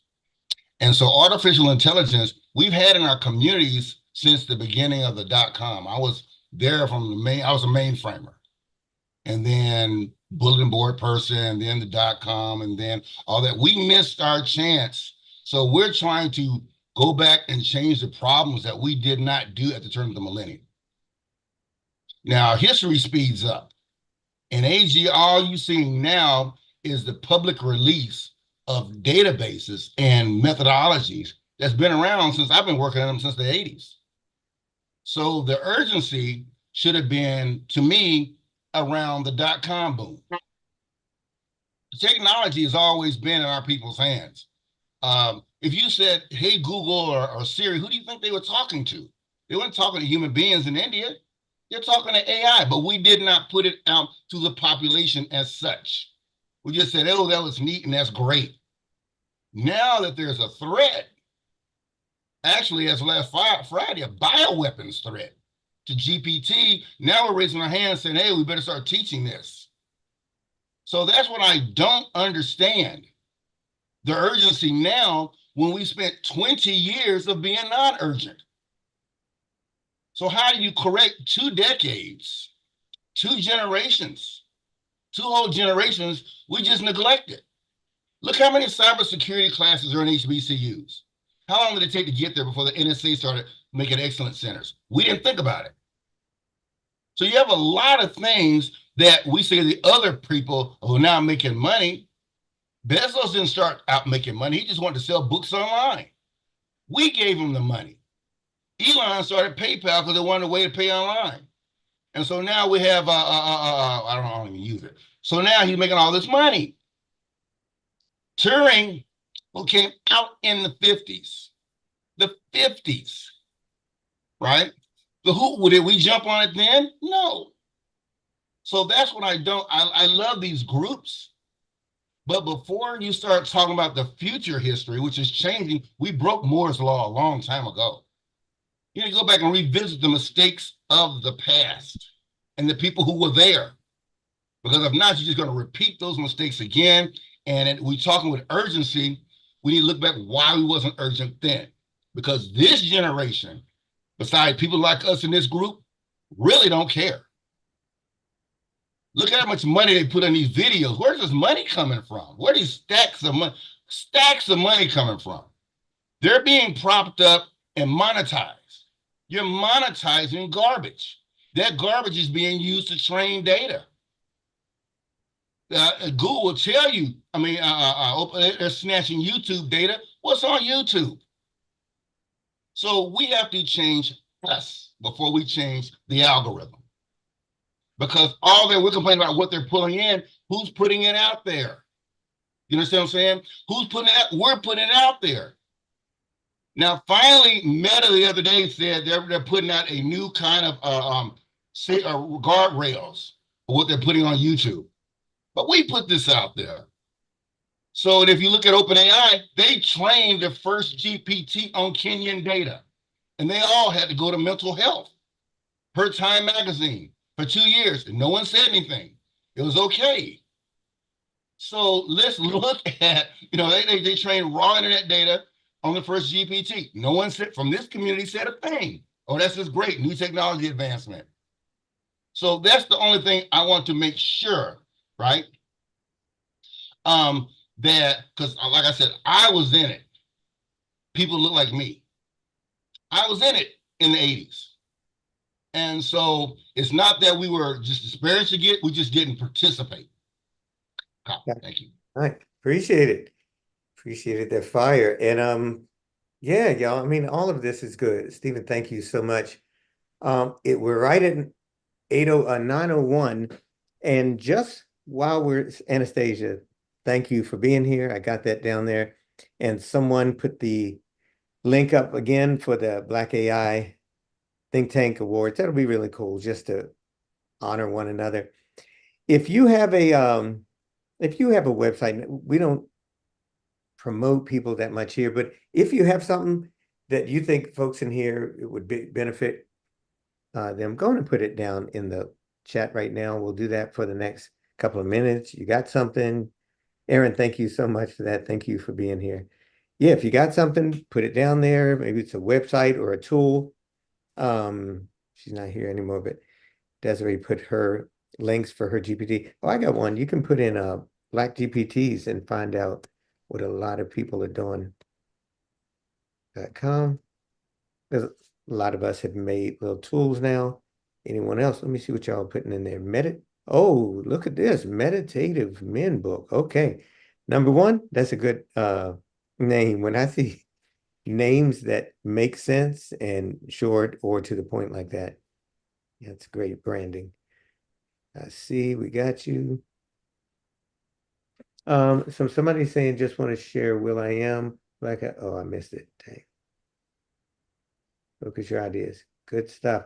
Yeah, I would listen to that. will.i.am was doing stuff, incredible stuff for a while now. Black churches and HBCU students for AI. Got it. Philip, looking forward to seeing that. Look at y'all putting this stuff out there. Love it. Latimer.ai, Smart Tracks, the Virtue app, the Virtue app. I'm gonna have to check that out. That sounds good. Keep going. Let's see what else we got down here. Black. Let's see that. Black Tech Global. Okay, yeah, I'm looking forward to checking out that one. Keep going. Excellent. I'm putting another one out there. Y'all can check this one out, see what you think. But it's allblack.ai. So I'll take any of y'all's stuff, if it's ready, and just put it there. And we're training the GPT on all types of Black stuff. It's just allblack.ai. If you want to help with that, happy to bring some more people on. FYI.ai. That's a name. Dang. That's a name, y'all. That would be expensive, by the way, in the area of domain names. Jalen, did you want to say something? I think you have your hand up. We'll close after this. Jalen? Yes. Oh, I'm here. I'm so sorry. I'm a bit under the weather, so please bear with me. Oh, no problem. I first of all, I just want to thank everyone just speaking about just uplifting one another in our space, just to be progressive in this space. As we all know, we don't see us outside of this area. We don't see many of us. And I think it was Christopher, that was basically saying, like, I'm a part of other groups. And in addition to that, other business startups, like networks I'm a part of. There's only probably a handful. And I know for myself, I won't start on this now, but I'm thinking about doing a gamified application for businesses within different industries to teach workers how to stay ahead of the curve, learning the basics of like using AI in their jobs. So cool. Essentially we can convert the jobs. I'm sorry, that's really cool. You gamify it. That I bet it would bring people in just seeing that. Is that what you do? Do you develop that type thing or ultimate? No, I actually don't. I'm not a developer. I'm actually by training, I am within healthcare / public health and data analytics specifically.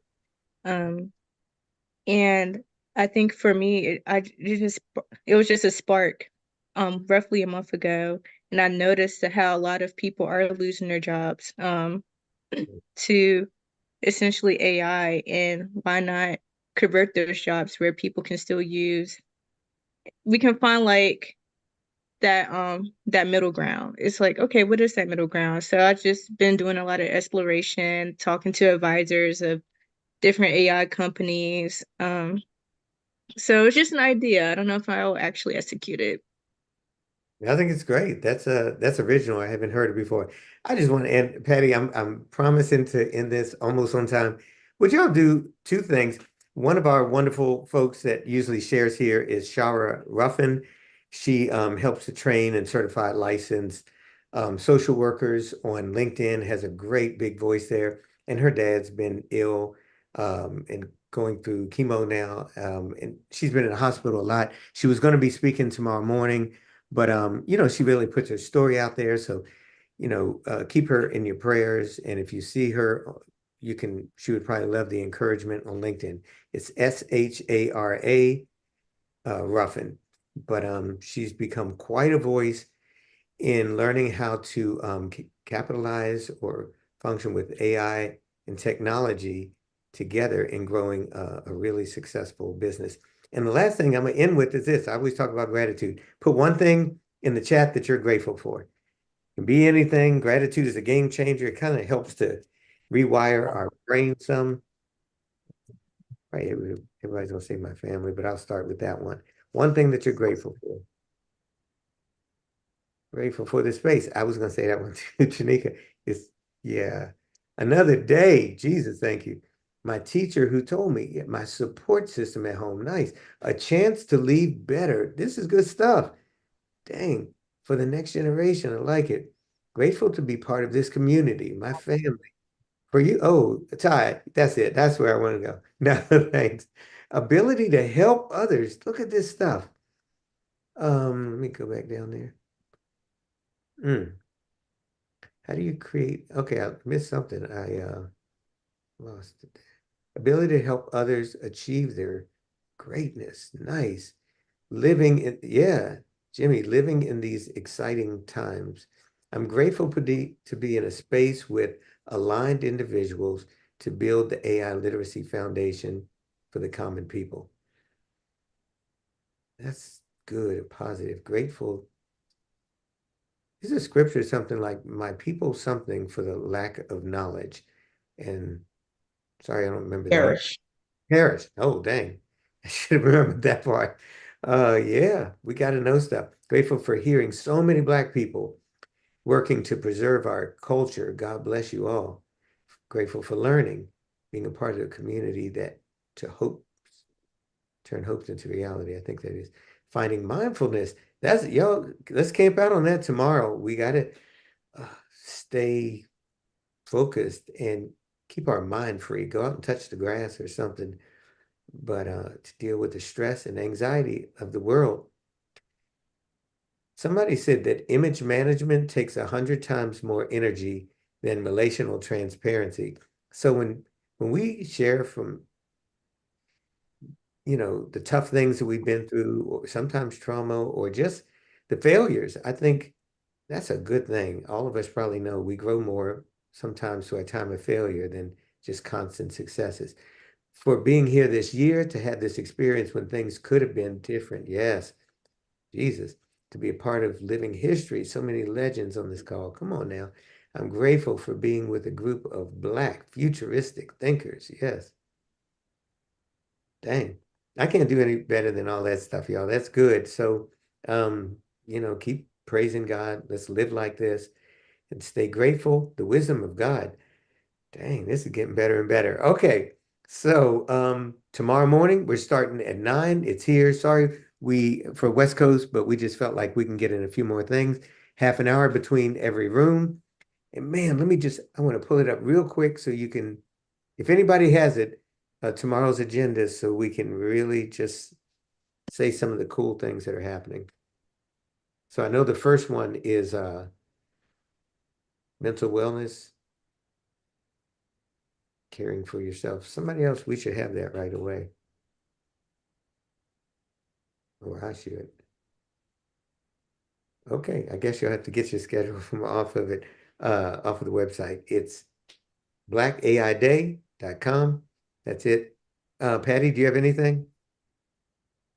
No, nothing else. Just remember to go on to Black AI Day and vote in the awards and enter some more individuals before midnight, from now to midnight. There's plenty of awards in there that you can nominate people for. Some of the people on this call you may want to nominate, but you have until midnight to vote.